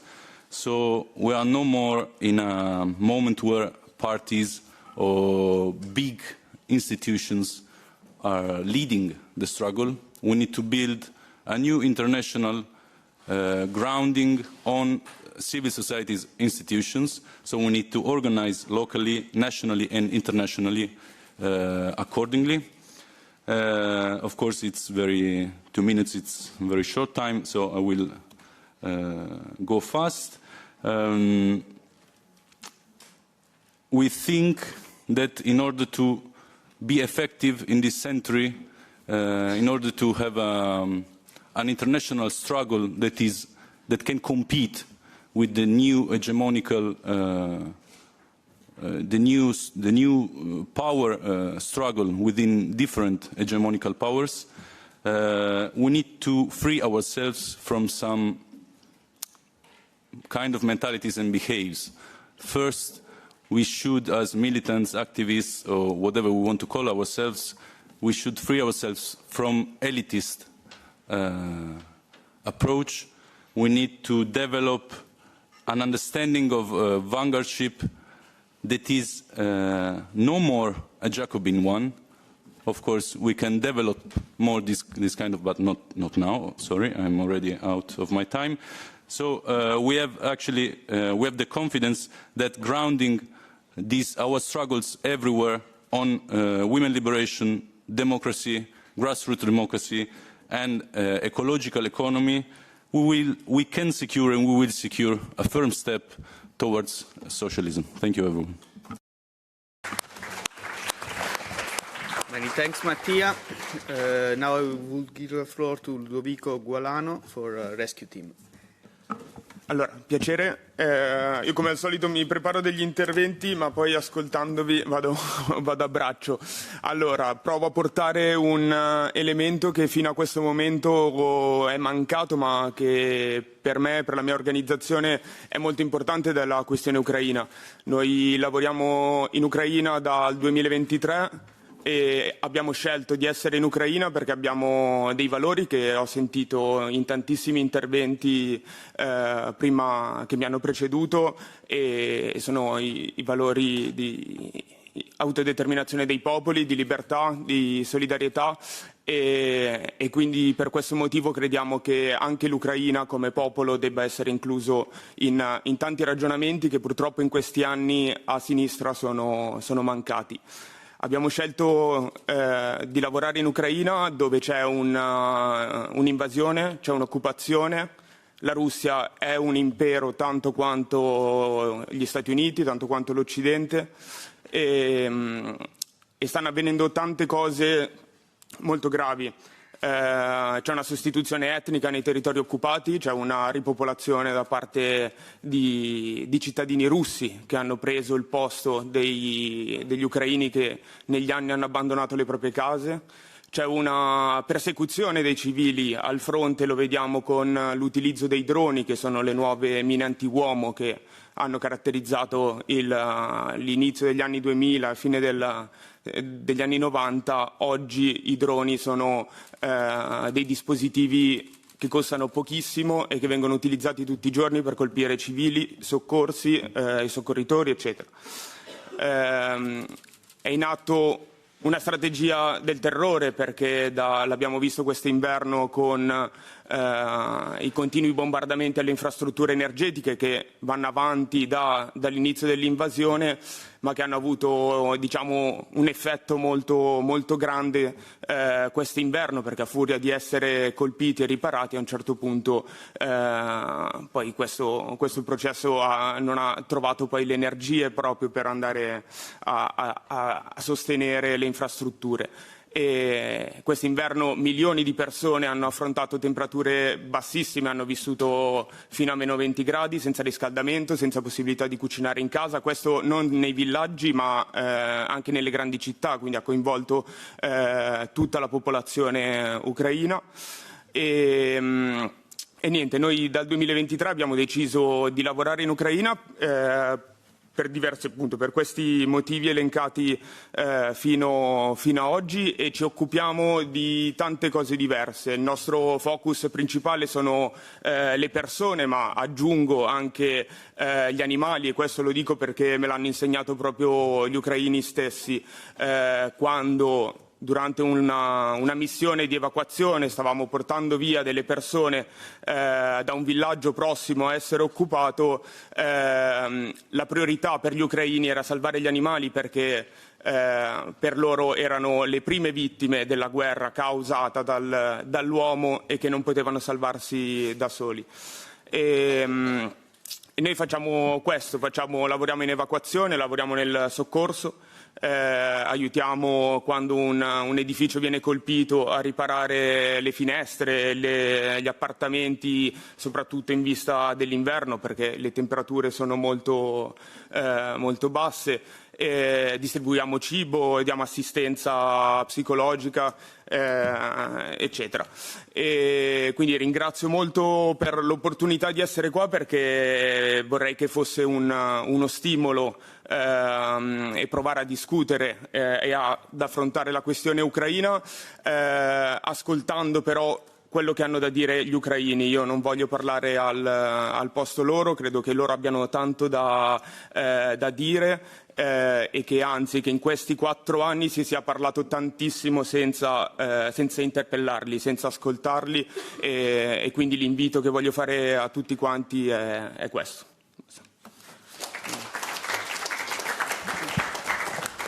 Grazie Ludovico. Adesso do la parola a Giosuè Vici Domini per l'Unione Giovani di Sinistra.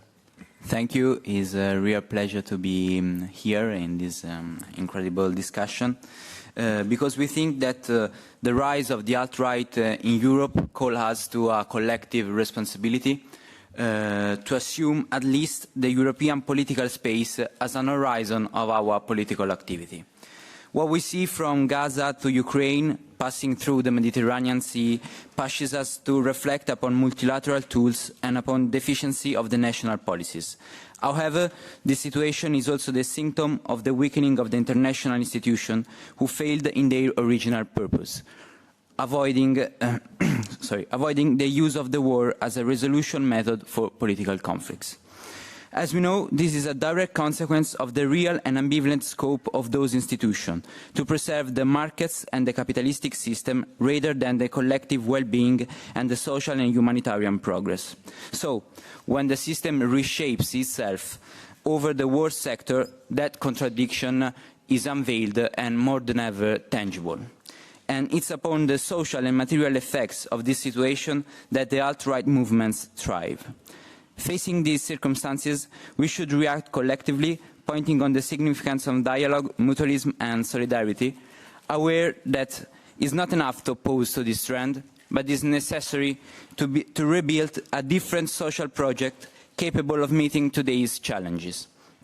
It's with this consciousness that we are in the building process of the Youth European Left Alliance, an alliance of youth organizations that will allow us to have a constant and polyhedric discussion with political actors of different countries. The aim is to build a political network able to strengthen a local struggle on one hand, and on the other to find common answers to common problems. Conscious that only reviving the international debate we can imagine the future shape of the international political space. In this challenge, it's clear that we need the involvement of institutional and not institutional actors, focusing on international solidarity and its concrete forms.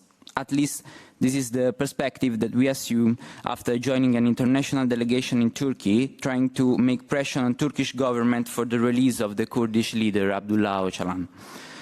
The occasion to understand different contexts, exchange tools and connect struggles are the real antidotes to the alt-right rise and the individualistic capitalistic logic that concern the production of subjectivities and the political activity both.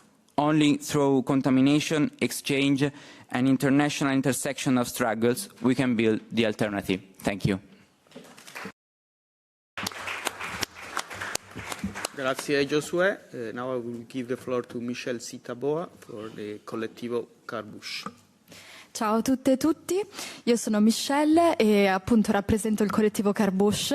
Sono italo-palestinese, mio papà è nato e cresciuto in un campo profughi in Giordania e abbiamo scelto appunto di creare questo collettivo per cercare di reagire, specialmente dopo che è iniziato il genocidio. Infatti il collettivo è nato nel 2024.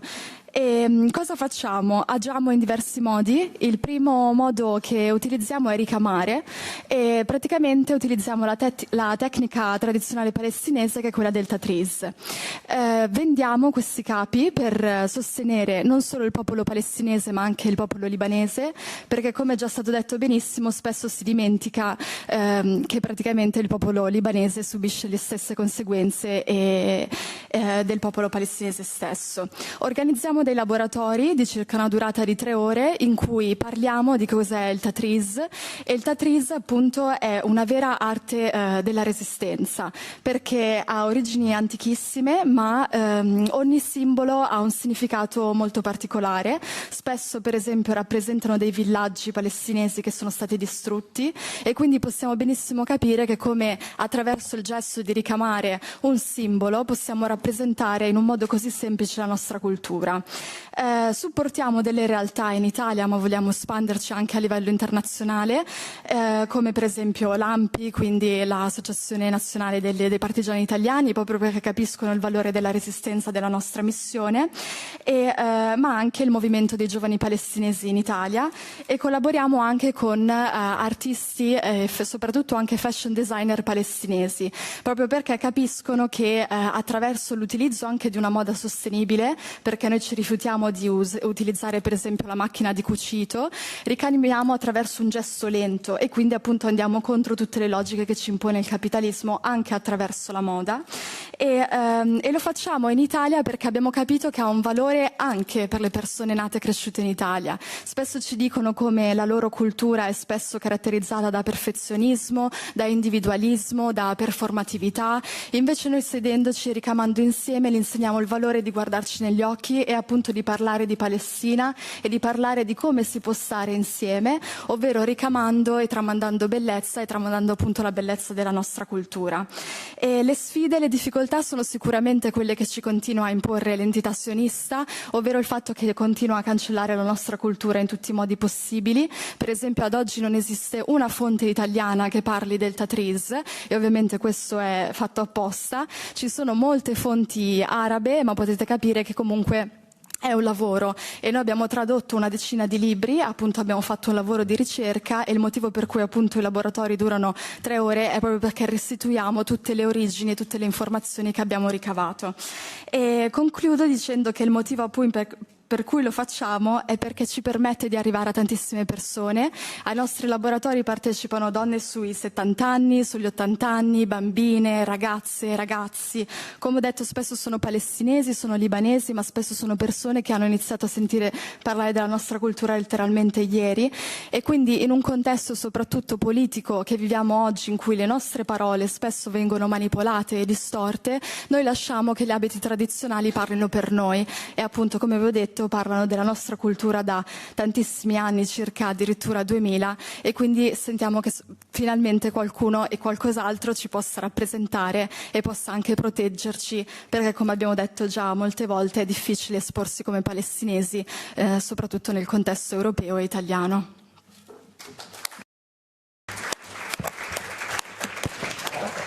Molte grazie Michelle, adesso do la parola a Mario Neumann per Medico. No.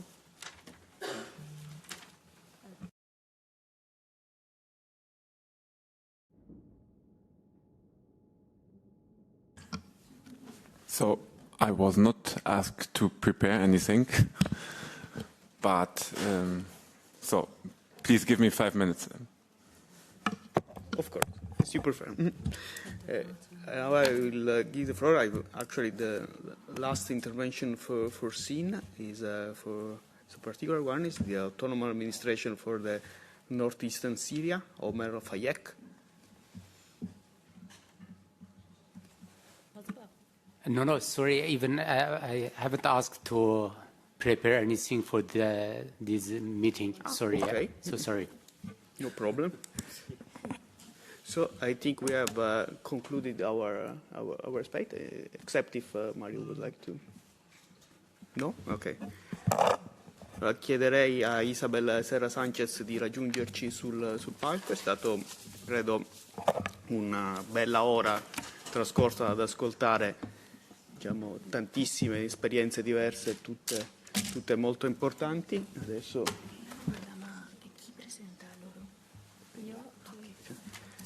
Adesso darei la parola a Isabel Serra Sanchez, parlamentare europea di Podemos, che ha organizzato con noi questo momento per introdurre il secondo panel.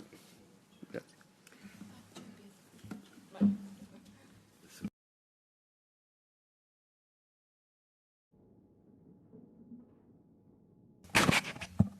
Vale, bueno, grazie a tutti. Vado a parlare in spagnolo, ma grazie perché siete soprattutto italiani, è molto interessante ascoltare i vostri acciones. Bueno, gracias a todos. Como vas a presentar ahora Ilaria, yo voy a introducir la mesa, ¿no? Y posteriormente tú presentas. Bueno, a mí sí me parece que esta mesa que vamos, estas jornadas y sobre todo esta mesa también que me ha tocado presentar es muy importante. Es una mesa en la que vamos a hablar del nuevo desorden global y la necesidad de una nueva forma de internacionalismo. Bueno, pues componentes que desde luego tenéis muchísimo que aportar en el debate político sobre cómo situarnos, ¿no?, en este contexto. Yo creo que es importante pensar y repensar cómo construir ese nuevo internacionalismo, porque estamos ante una nueva ofensiva por parte de las élites, sobre todo occidentales, ¿no?, que suponen un punto de no retorno, ¿no? Yo creo que en el momento en el que estamos en un momento de grandes transformaciones y de una ofensiva por parte de esas élites, donde hay un proyecto que es el suyo y la cuestión es cómo construimos ese orden nuevo, ese proyecto por nuestra parte, ¿no? Y su proyecto es un proyecto todavía más imperialista, todavía más colonialista, donde no hay derechos humanos y soberanía para los pueblos del sur global, pero tampoco hay derechos civiles y derechos sociales para los pueblos del norte global, ¿no?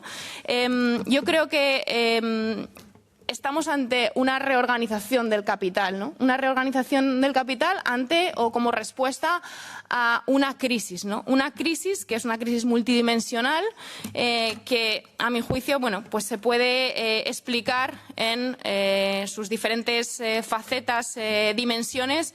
En primer lugar, en una crisis del capital, de rentabilidad del capital que viene de lejos, ¿no? Podríamos hablar de los años 70, pero podemos hablar también de la crisis de 2008, ¿no? Y cómo eso genera una crisis que continúa como, bueno, pues una respuesta por parte del capital en huida hacia adelante.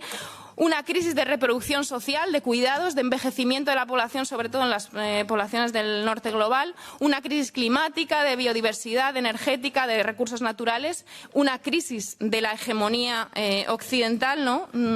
Que tratan de reposicionarse esas élites frente a China, frente a los BRICS, frente al multilateralismo y también frente a los procesos de populares, soberanía de América Latina. Y, en definitiva, lo que estamos viendo ahora también es pues una crisis del orden político y jurídico que hemos conocido después de la Segunda Guerra Mundial, que se construyó frente al nazismo y frente también a la URSS, ¿no? Entonces, bueno, yo creo que para mí es importante también pensar en cómo se está dando esa reorganización del capital, ¿no? Después yo también cerraré las jornadas, tampoco quiero extenderme mucho, pero simplemente yo creo que esa reorganización del capital se está dando, en primer lugar, por supuesto, como siempre hace el capital, en la búsqueda de nuevos mercados para la rentabilidad del capital, que bueno, pues pueden ser de vivienda, pero pueden ser de armamento, pueden ser de datos, pueden ser de inteligencia artificial. en un refuerzo de la hegemonía y el imperialismo de Estados Unidos, ¿no? Con esa guerra comercial, con esas agresiones imperialistas, ¿no? Contra Cuba, contra Venezuela, también con esa agresión ilegal contra Irán y, por supuesto, contra Palestina, en tanto que Israel es una extensión de Occidente, ¿no? Con esa apuesta por un régimen de guerra,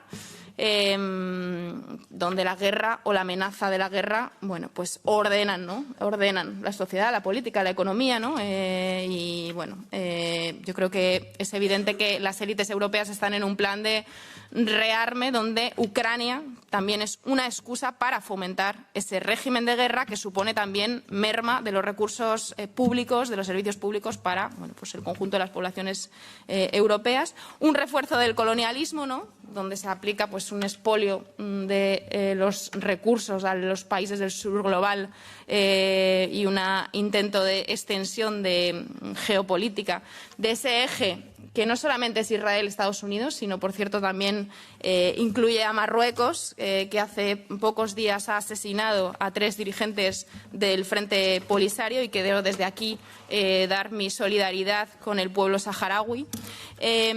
Un refuerzo del racismo que está perfectamente conectado con esa apuesta por ese régimen de guerra, ¿no? Yo creo que es imposible entender pues ese reglamento de retorno de la Unión Europea, esa militarización de fronteras, ese aumento de los discursos racistas sin vincularlo a ese régimen de guerra. También un refuerzo del orden de género. Yo creo que esto es importante también decirlo, ¿no? Precisamente la apuesta por parte de las élites occidentales, donde la extrema derecha es su representante, son sus representantes, incluye, por supuesto, que las mujeres, bueno, pues volvamos a ese lugar de reproducción social, de cuidados, de privacidad frente a, bueno, estar en el espacio público y tener mayor autonomía gracias a lo que hemos conseguido a través del feminismo en las últimas décadas. Y, por último, una implosión, ¿no? Del orden jurídico y político, como decía, que hace que, bueno, pues ya lo hemos visto por parte de Ursula von der Leyen, como ella misma ha dicho que ante la situación que hay, ¿para qué va a defender el derecho internacional? ¿Para qué debe defender que hay una guerra ilegal por parte de Estados Unidos e Israel contra Irán o agresiones contra Venezuela, contra Cuba? Sino que mejor asumir que, bueno, pues ese orden viejo ya murió y ahora pues a la guerra porque no hay orden democrático y de derechos humanos que defienda, ¿no? Entonces, bueno, yo os quiero preguntar a los 3 ponentes, por situarlo, ¿no? Pues cómo entender el momento en el que estamos, cómo reorganizarnos, situarnos, pero yo creo que no solamente en torno a cómo construir en base a qué ejes alianzas entre movimientos, que me parece clave, sino también cómo posicionarnos, por supuesto, frente a instituciones como la Unión Europea o gobiernos, y también en esta lógica que tienen, a mi juicio, por ejemplo, la socialdemocracia, donde, bueno, pues en la Comisión Europea lo vemos claramente, ¿no? Hay una unión entre, pues, que sostiene el Gobierno de Europa entre la socialdemocracia y la extrema derecha, que está sosteniendo este consenso, el que estamos viendo cómo se aplica en Europa. Pero también, bueno, yo hablo desde España. En España, a nivel internacional, nuestro presidente Pedro Sánchez se ve como alguien que está haciendo frente a Donald Trump, pero no solamente mantiene los contratos, todos los contratos con el régimen israelí, todos, sino que yo creo que hay algo que por parte de la izquierda que queremos hacer frente a esta situación tenemos que decir que no es compatible. No es compatible llamar genocidio a lo que está haciendo Israel con el pueblo palestino al mismo tiempo que se dice que hay que mantener el diálogo con Israel, ¿no? Yo creo que eso, si lo pensamos en la Alemania nazi, no lo podríamos comprender. ¿Cómo se puede decir que el régimen nazi estaba cometiendo un holocausto y al mismo tiempo mantener la colaboración, la compraventa de armas, ¿no? Bueno, pues eso es lo que está diciendo en nuestro país nuestro presidente. Por tanto, yo creo que es importante situarnos en cómo generamos alianza por parte de los movimientos y cómo generamos una posición política ante la situación en la que estamos. Y os dejo ya. Ilaria va a presentaros, así que bueno, muchísimas gracias y luego seguimos.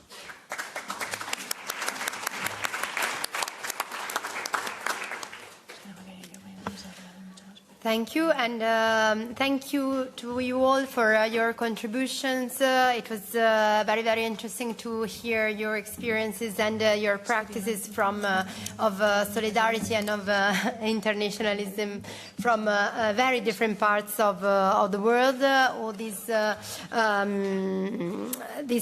contributions, of course, help us to imagine a broader and very complex context that is actually a context of war, from the shameful EU policies on migration in the Mediterranean and policies of externalization. We heard about the situation in Rojava. You spoke about solidarity to Palestinian people, to Cuban people, to Ukrainian people, about the Flamengo revolution that is going on in these days in Albania, about the situation in Iran that is squeezed between an imperialistic war and the repression of a horrific regime. And we heard also about what can be internationalist, what can be practicing internationalism and anti-racism in our cities, in European and Italian cities. So now I would like to give the floor to the speakers of this panel. So I introduce you Sandro MEZZADRA, that is a professor of political theory in Bologna and activist, and Michael HARDT, who is a professor of political theory in Duke and also activist. They will present a joint contribution, so I will leave you the floor. Thank you very much for being here.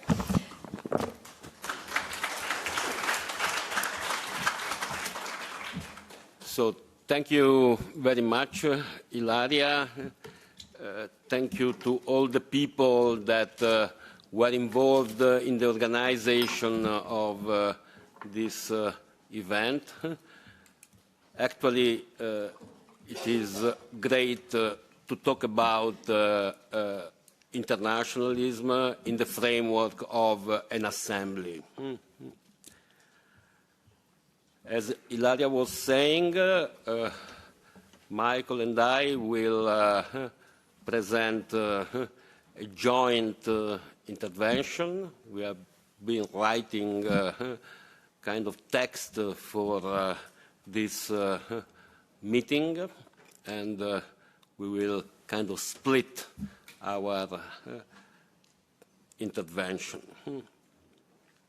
The main point we want to make is that a new internationalism is urgently needed today.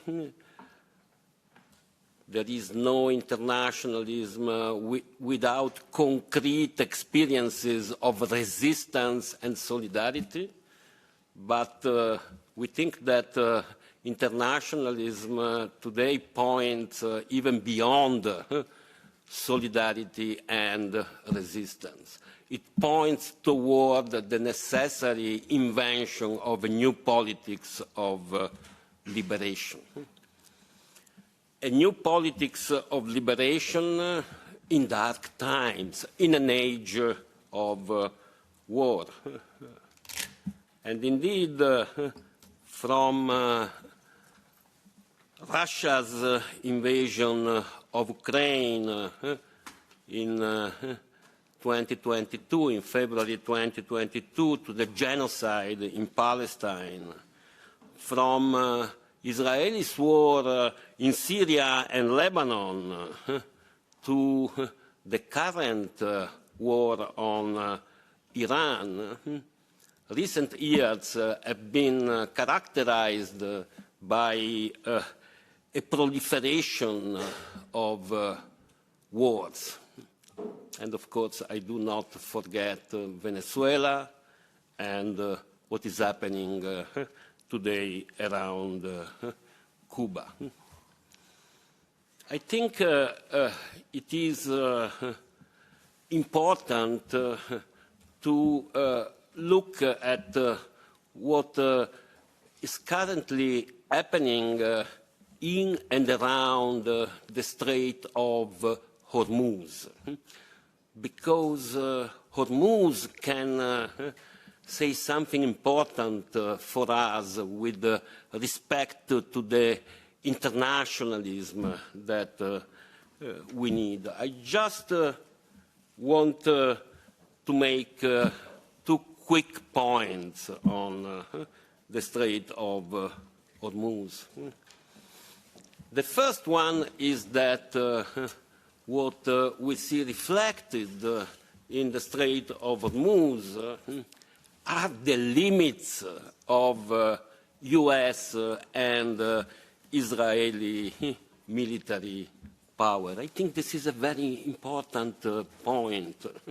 We need to be aware of the imperialist projects we are confronted with, but also, and maybe above all, of the limits of these projects. Of course, speaking of the limits of US and Israeli military power does not foreshadow peace. In a way, the opposite is the case. What these limits are bound to bring about is rather a continuation and a deepening of what many of us have called in recent years a war regime. Low-intensity warfare, as we see in these days, combined with processes of militarization of social, economic, political life, not only in the countries involved in actual wars. So this is a first important point for us.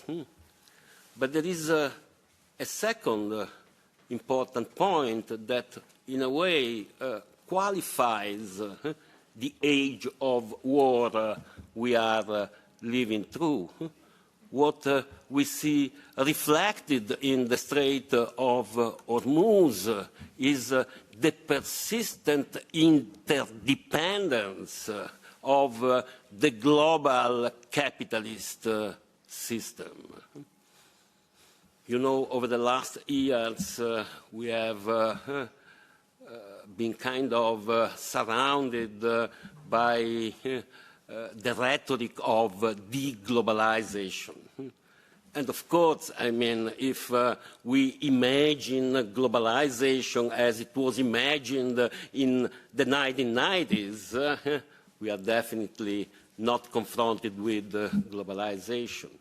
But I think a very important point is that global processes and dynamics continues to shape and organize life as well as its destruction in many parts of the world, even operating through the deep fractures that run through the world market today. I think this is, again, a very important point for us, because if we are aware of the power of global processes and dynamics, if we are aware of the fact that today these global powers kind of work the boundary between international and internal politics, then the question arises, how can we effectively confront these global processes? And I think that it is precisely from this point of view that a new internationalism is needed. As Ilaria was saying at the beginning of our meeting today, the very word internationalism raises many problems. Maybe with more time we should discuss about these problems that have to do also with the history of proletarian, socialist, communist internationalism in the 20th century. I just want to discuss with you one problem raised by internationalism. I think a very real problem that concerns many of us. Many activists perceive internationalism as a kind of abstract project, as a project that is far away from the kind of rooted, situated concreteness of everyday experience and struggles. I think we have to take this problem seriously and to work toward an understanding of internationalism that goes beyond the very possibility of considering it an abstract project.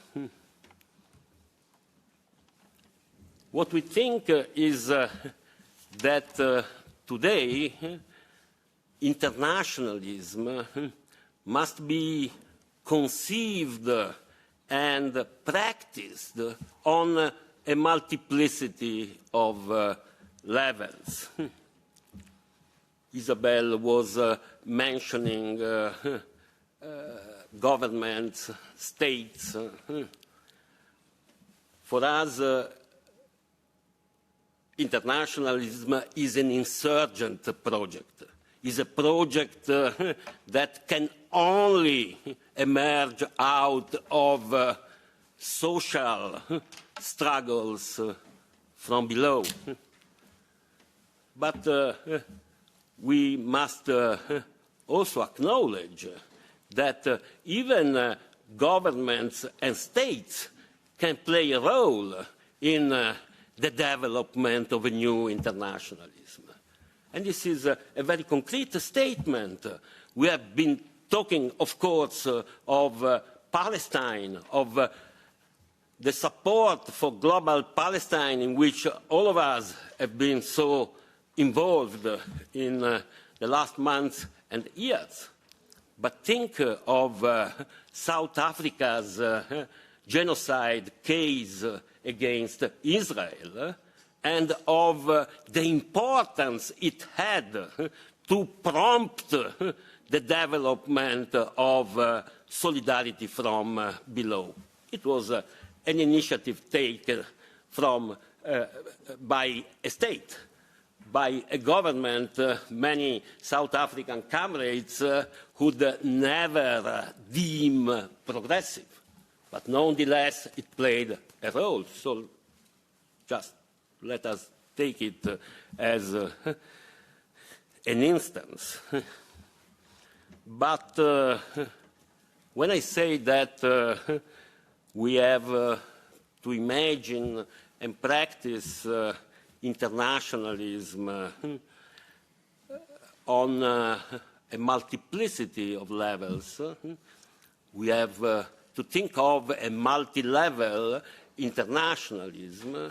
Well, I also refer to different spaces of political action and organizing.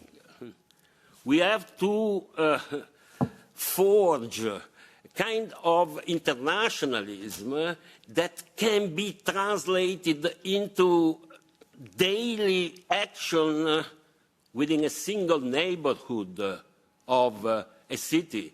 And this is a crucially important point. You don't need to travel in order to be an internationalist.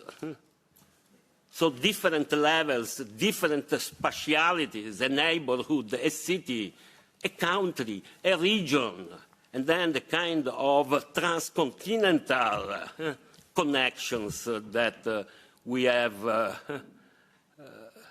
experienced in many cases over the last years. Just think of the way in which the transnational character of Southern American feminism and transfeminism resonated in many European countries. So this is, of course, a kind of important and difficult task, but we really think that a multi-level internationalism is the task that confronts us today. So I leave it to Michael.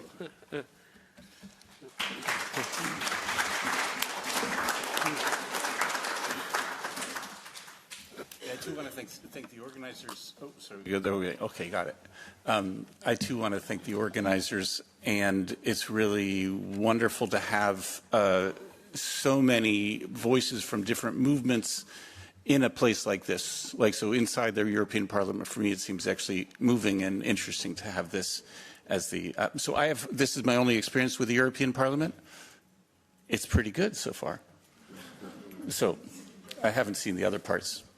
Also, I want to thank, Ilaria and ISABEL for their analyses, which I think, in fact, coincide very much with what Sandro and I are trying to do. My task in our group is to, in some ways, distinguish two categories between an internationalism of resistance and an internationalism of liberation. There, of course, can be conceptually distinct, but they, of course, in practice overlap, and I'll mention some of that first.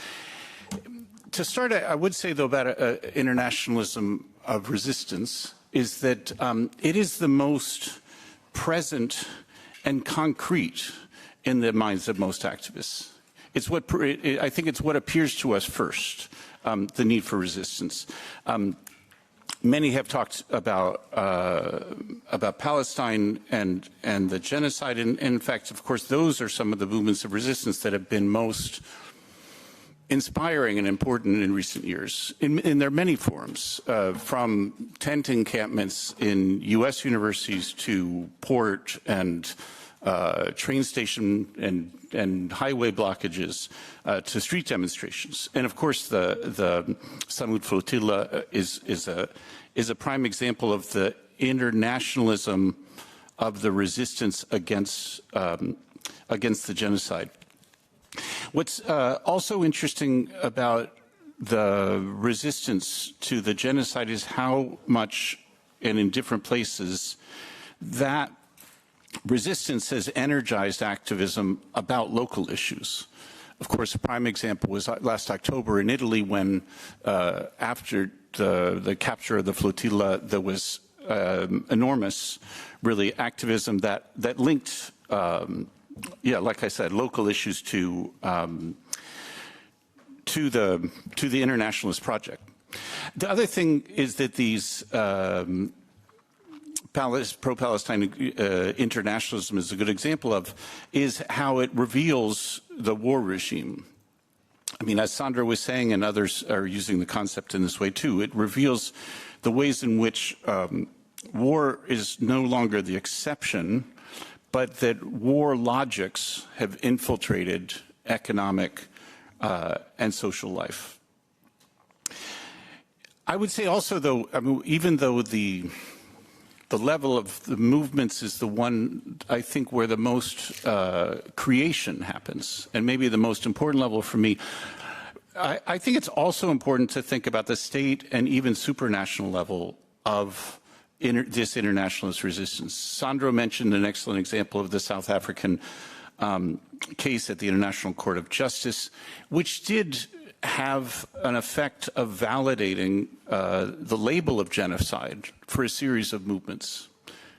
I mean, maybe what one could say, if you're feeling resistant to my suggesting that the importance of the state level, it reminds me of a point, I'm sorry if this is a distraction, in interview with the French philosopher Gilles Deleuze when he was asked about, he got to the level G, he was about every letter, level D, and the interviewer proposed left, gauche.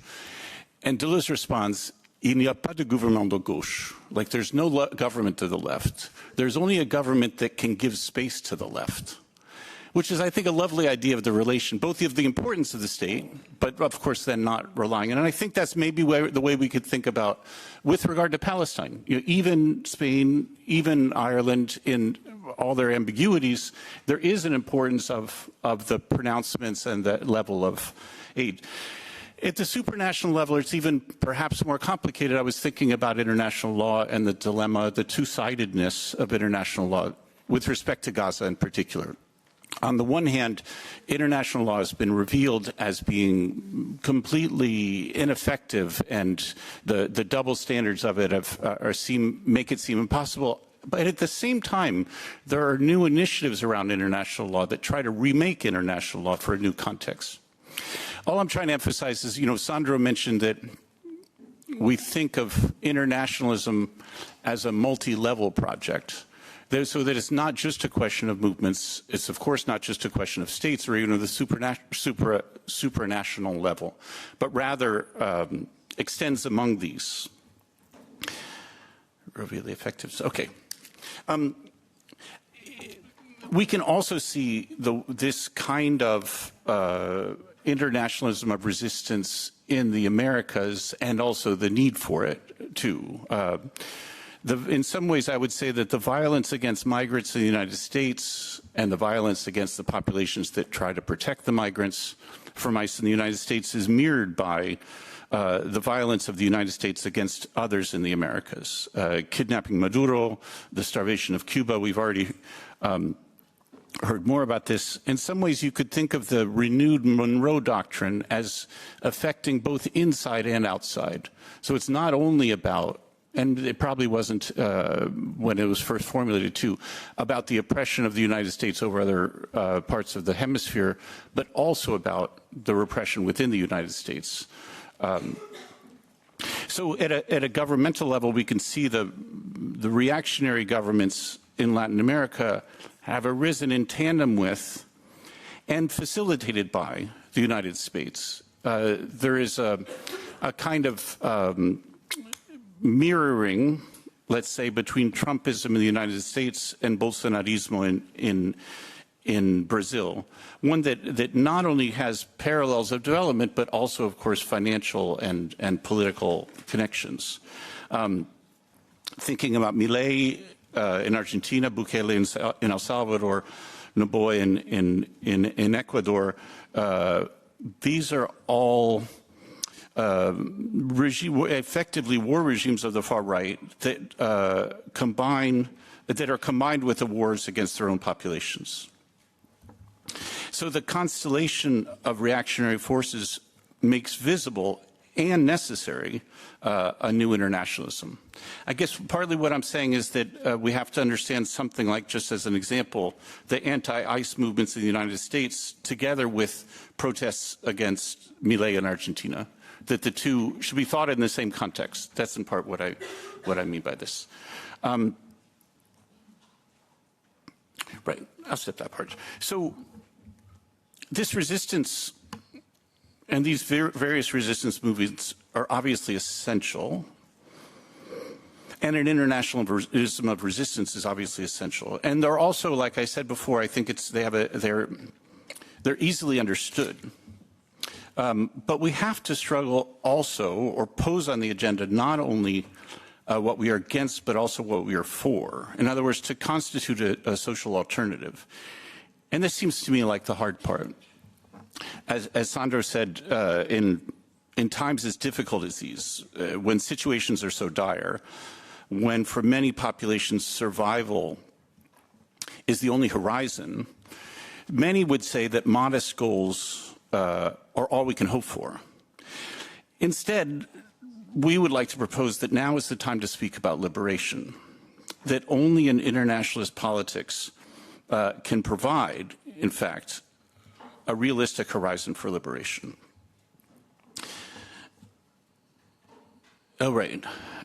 In some ways, liberation distinguishes internationalism from a merely geographic understanding of anti-imperialism.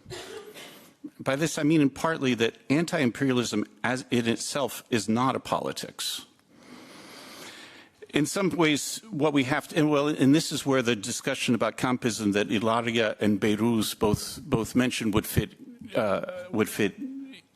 enter into discussion. In other words, that anti-imperialism has to be attached to a question of internationalism and, in fact, a strategy of liberation. That would be the other part of that, or even a criterion of liberation. Okay, so what does liberation mean? This is obviously an impossible question to give a definition to here. In some ways, the two presentations that mentioned Öcalan's theories, which he does, in fact, he's not shy about giving a definition of liberation, which is excellent. I was just going to say something like democratic forms of living together in social cooperation that free us from compulsory individualism. But I know that some definitions like that are insufficient or too vague. We can use two things as guides. One is to return to the long history of liberation movements and, in fact, internationalisms of liberation. I mean, return to the old movements, there's a danger there. I mean, return to them without nostalgia, without trying to recreate the 1930s or another. But it seems to me that they can serve as guide. But the other, maybe more important one, and this is what I was seeing today, of course, in all of the different presentations, is that resistance movements today always contain instances of liberation. There are always the possibilities and the premonitions or the prospects of a new, more democratic life already within the movements themselves.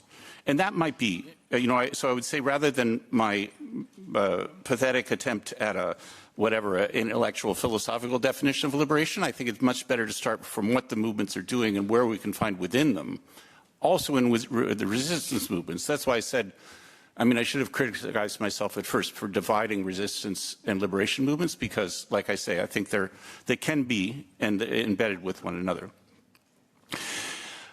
Another thing we must recognize about an internationalism of liberation and even a definition of liberation is the heterogeneity of liberation struggles. One should not expect that movements for feminist liberation, for racial liberation, for worker liberation, for other liberations are all going to be the same. And one also should understand that in different geographical and cultural contexts, they will not be the same. So it's not a question about universal agreement or uniformity. It's not something like the recognition that in the end we're all the same. It rather requires, and Ilaria touched on this too, a kind of translation machine, a new language of liberation that makes heterogeneity, that allows heterogeneity to be organized to create common struggle and collective power. And I wonder if universal values that you were proposing function as part of that. That's what I would, that seemed interesting to me and worth pursuing. So internationalism, I finished with this, that internationalism of liberation is not a solution, it's a problematic in which we can address political struggles. Internationalism requires a strategic decision, establishing networks among different sectors of the movements and among different geographical locations. I would say at the end that internationalist liberation, it's an audacious proposition, and I think we have to recognize how difficult it is, but it's also the only realistic path for confronting the war regimes that we're facing today.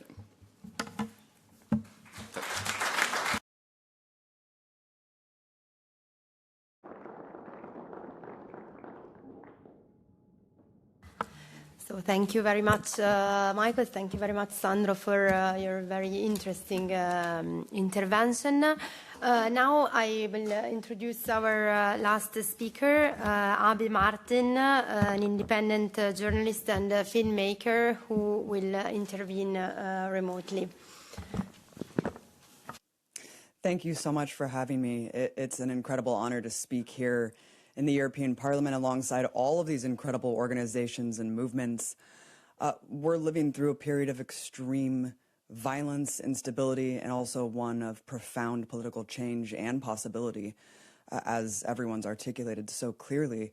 The scale of destruction in Gaza, the erosion of international law, and the convergence of militarism, surveillance, and AI have brought us to this historic precipice. One trajectory leads to a war where power is increasingly concentrated in the hands of billionaires, where apocalyptic warmongers chart our future, and where nature's consumed for profit regardless of the consequences. And the other, rooted in cooperation, internationalism capable of responding to global crises, from climate change to the democratic governance of emerging technologies that have profound military and political implications. For much of my lifetime, Western orthodoxy has held that neoliberalism, under the thumb of a benevolent empire, would deliver prosperity and peace. And instead, decades of unregulated capitalism have produced endless wars, staggering inequality, and ecological collapse.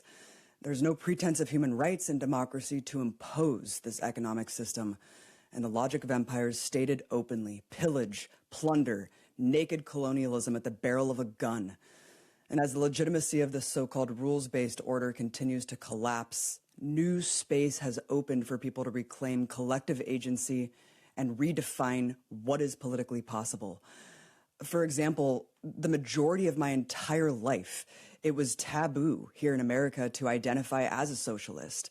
And now 60% of young Americans hold favorable views of socialism.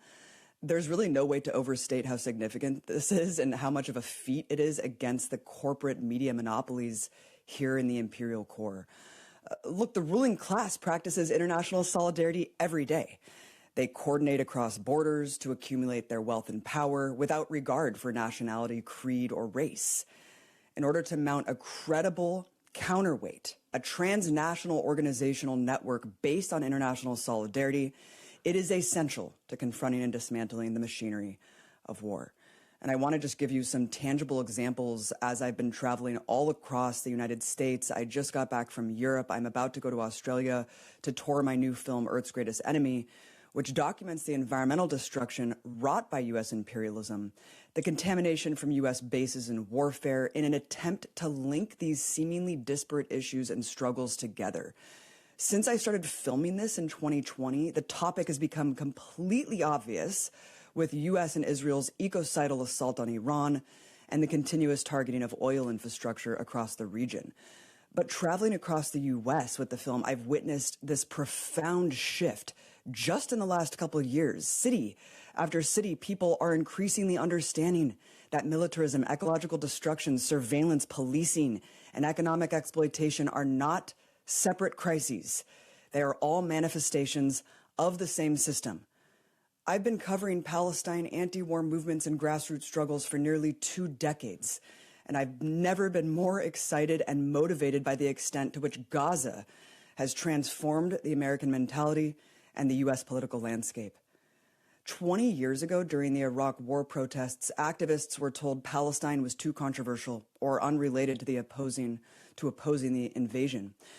Even movements that revived class politics in the United States, like Occupy Wall Street, rarely connected domestic inequality to global militarism. But Palestine changed the world. It became a mirror through which millions started to recognize the structures of their own oppression.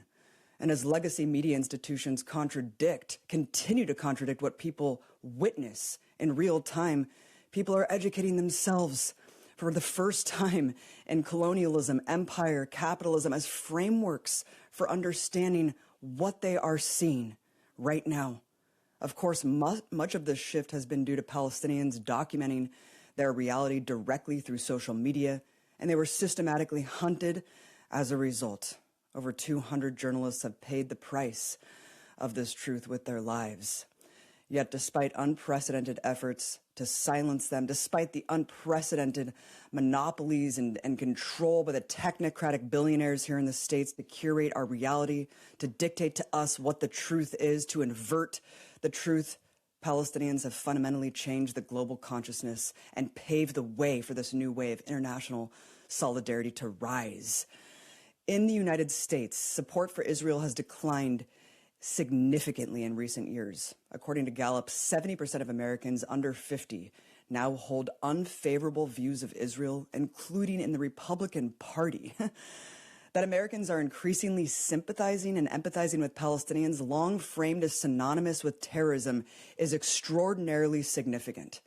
It signals that Zionism could be untenable in the very near future, which represents a seismic shift in U.S. politics. Trust me, as an American, this is monumental to see this movement emerge. I mean, look, the victory of Zohran Mamdani in New York, I think, really represents the seismic zeitgeist, this shift in the American culture that is huge and could be enormously significant. But of course, leftist electoral victories are few and far between because of this oligarchic control over U.S. elections. So the solidarity only matters when it moves beyond symbols and rhetoric into action. The international response to Gaza catalyzed the largest protest movement the world has seen in decades. Tens of millions have poured into the streets in sustained action worldwide for years now. We've seen direct action shut down weapons facilities, shutting down operations, forcing headquarters out of these cities, student campaigns across the United States, Israel, the United Kingdom, and elsewhere have forced universities to disclose divestments and investments.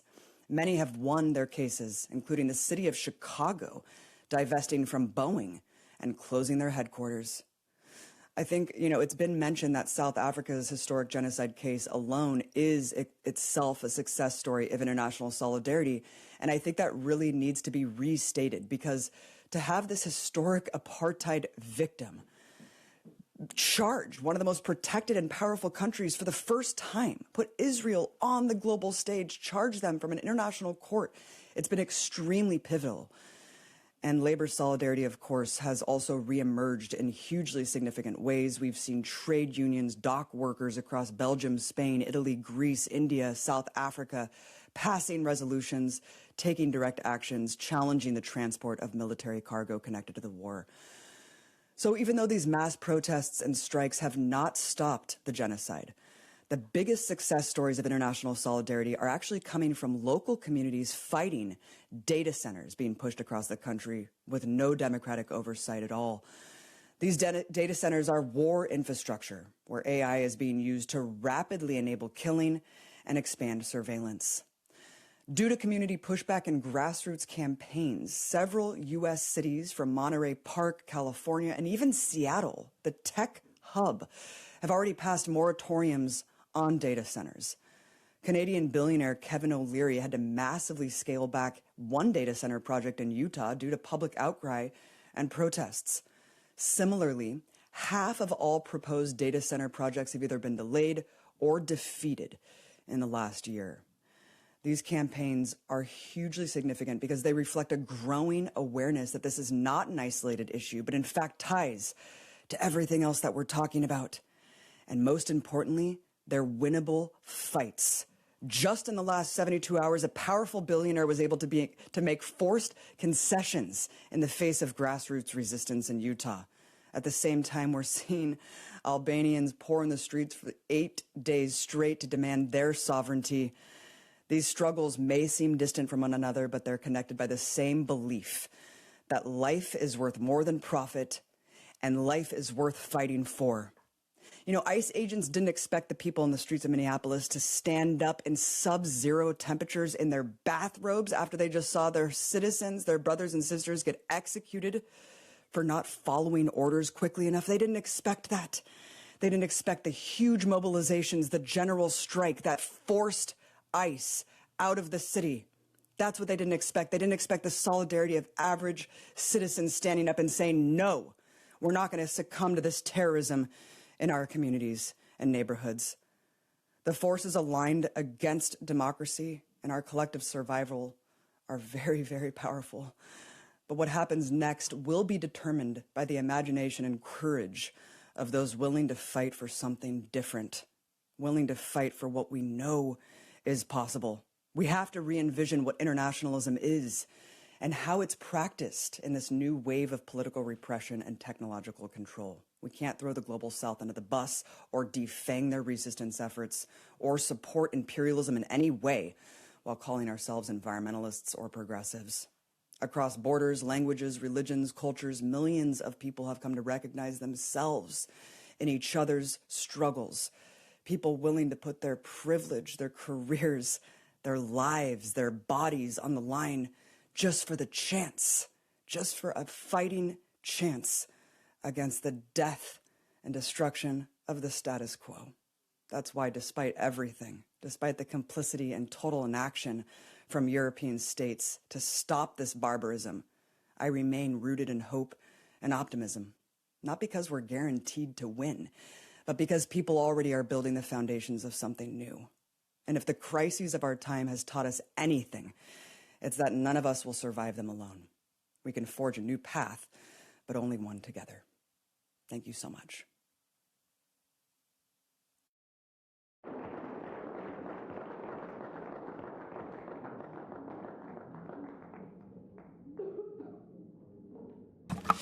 Bueno, pues muchísimas gracias a los tres. Yo voy a hacer una serie de ideas que no creo que sean conclusiones, a pesar de que creo que hay mucho acuerdo, sino que son unas ideas que aportar de cierre a esta conversación que me parece tan importante. En primer lugar, yo creo que hay la certeza o la constatación de que no solamente hay una crisis muy fuerte a nivel global, ¿no?, del capitalismo que genera guerras y de esas élites que para tratar de sobrevivir están desplegando una violencia sin parangón, sino que también hay la percepción por mucha parte de la ciudadanía, yo creo, de que el capitalismo no funciona, ¿no? Y ante esa situación de aumento de las desigualdades, de pérdida de derechos, de pérdida de, bueno, pues de vidas que sean plenas, ¿no?, pues obviamente hay una extrema derecha que yo creo que no está ofreciendo siquiera un proyecto para el mundo, una sociedad nueva, sino que está hablando, digamos, como predicadores, ¿no?, que tratan de bueno, llamar a esa gente descontenta con el capitalismo. Y yo creo que eso es algo que obviamente nos genera muchos retos, lo estamos viendo a nivel internacional, pero que también es una oportunidad. En segundo lugar, yo también conectando con la importancia de conectar lo internacional con lo local, ¿no? Yo creo que no sé cómo lo vivís, por ejemplo, en Italia, ¿no?, pero yo creo que así como hay una percepción muy importante en algunos de nuestros países, yo lo vivo en España, de cómo lo que sucede a nivel internacional está en el centro del debate público, sin embargo, todavía hay dificultad para conectar, ¿no?, cómo influye eso en las condiciones materiales, en la vida del día a día, bueno, pues de nuestros vecinos y vecinas, ¿no? Yo creo que ahí es importante, pues, esa conexión entre lo que es local, lo que es internacional, ¿no?, desde esos fondos de inversión que cuando quieren invierten en la vivienda o cuando quieren invierten en las armas y en el rearme y en la apuesta por ese régimen de guerra, o cómo ese rearme que estamos viendo aquí en Europa implica, por supuesto, un recorte de nuestros servicios públicos como es la sanidad, la educación y todo lo que garantiza vidas plenas, ¿no? En tercer lugar, otra idea más, creo que es importante, lo hablabais y lo hablábamos, yo creo que está en el centro de la conversación, ¿no?, cómo entender que estamos en un momento de reajuste por parte de las élites occidentales con el sur global, ¿no?, que tiene que ver, por ejemplo, con el aumento del expolio de materias primas, de recursos naturales al sur global, y eso en Europa se ve muy claramente con el Global Gateway, con toda la nueva reglamento respecto a minerales críticos, pero también con ese racismo, ¿no?, con esa apuesta por el racismo como una salida en este contexto, frente a un capitalismo globalizado que envía, digamos, empresas para sacar mayor rentabilidad a países del sur global, pero que también importa a las sociedades del norte global, trabajadores, personas sin derechos, ¿no? Que produce, de hecho, trabajadores ilegales, migrantes, como un mecanismo para aumentar, digamos, la explotación del conjunto de la gente trabajadora, ¿no? Y bueno, creo que frente a eso es fundamental entender la importancia de las luchas antirracistas y de las luchas por la regularización. En nuestro país, en España, hemos tenido ahora un proceso de regularización, está siendo en este momento, y yo creo que es un momento en el que defender, pues eso, que no solamente no hay que ir hacia atrás frente a ese discurso y esas políticas de fronteras y racistas, sino hay que ir hacia adelante a defender que ninguna persona es ilegal y que los derechos de las personas migrantes en España, por ejemplo, es una buena noticia para todos y para todas, ¿no? En cuarto lugar, creo que es importante también, no lo hemos hablado, pero para mí es importante repensar cuál es el proyecto actualmente de la Unión Europea, ¿no? Bueno, tiene proyecto, ¿para qué sirve, no? Porque aquí estamos en un Parlamento que trata de hacer que esta institución aparezca más democrática de lo que es, ¿no? Con una Comisión Europea que es la que decide respecto a todo, sin capacidad legislativa por este Parlamento, pero bueno, ¿cuál es el papel que está cumpliendo la Unión Europea, por ejemplo, frente a la lucha por Palestina y contra el genocidio? Y no me refiero solamente a no suspender el acuerdo de asociación de Israel y la Unión Europea, sino me refiero también, por ejemplo, a cómo la Unión Europea está aplicando sanciones sin juicio contra personas que están organizadas para defender a Palestina frente al genocidio, para defender la lucha palestina, ¿no? Y eso cada vez está más en la orden del día, ¿no? Una Unión Europea que aplica cada vez más el Estado policial y las sanciones como una represión y un disciplinamiento contra los activistas que están defendiendo Palestina, ¿no? Además, creo que es importante también señalar que vivimos el momento en el que la lucha anticolonial, como hemos visto aquí, tiene que ser protagonista, ¿no? Que eso que dice el presidente Petro de la lucha por Palestina es la lucha por el conjunto de la humanidad, es cierto, y que precisamente el eje central es la defensa de la soberanía de los pueblos del sur global y no solo, pero también de la liberación y también, por cierto, de defender la resistencia del pueblo palestino, incluso con el orden internacional y con el derecho internacional a nuestro favor, ¿no? Frente a una criminalización de la lucha por Palestina y frente al genocidio, ¿no?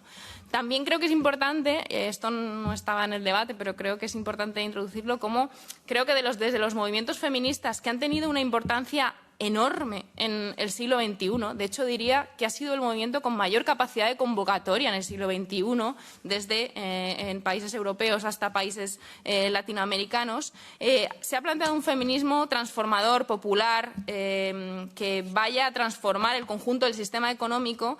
Y yo creo que es importante decir que ese feminismo no puede ser instrumentalizado al servicio del imperialismo y al servicio del colonialismo, ¿no?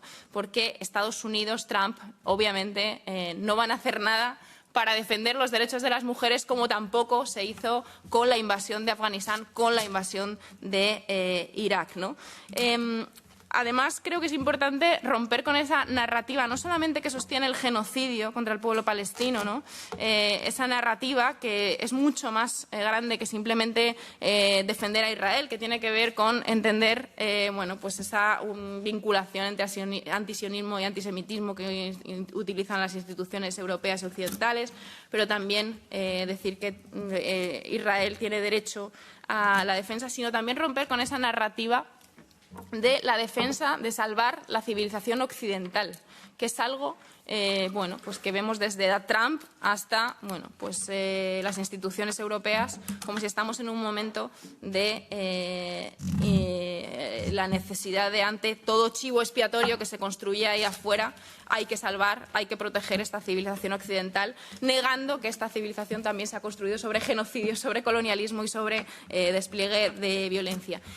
Y en torno a eso, yo creo que la conclusión más importante es que hay que organizar ese internacionalismo desde abajo, construyendo alianzas entre todas las luchas y con el horizonte de construir un orden nuevo, ¿no? Yo acabo también con cierto optimismo. Yo también creo que es muy importante recordar cómo Estados Unidos no es omnipotente, Trump no es omnipotente, Trump y Estados Unidos también es vulnerable y se está viendo, pero sobre todo creo que lo importante también es entender que cuando llega el plan de paz colonial por parte de Trump, que posteriormente tiene esa junta de paz que tiene el interés de construir negocios y resorts en Gaza, si llega es como respuesta a las grandes movilizaciones que se han construido en solidaridad con el pueblo palestino en el mundo entero.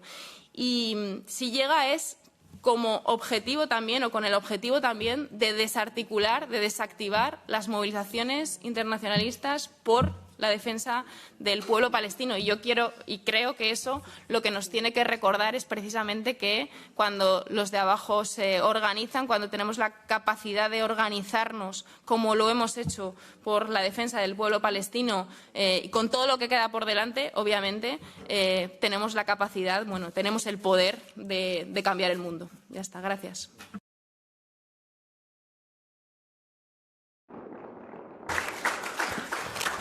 Thank you very much to all of you.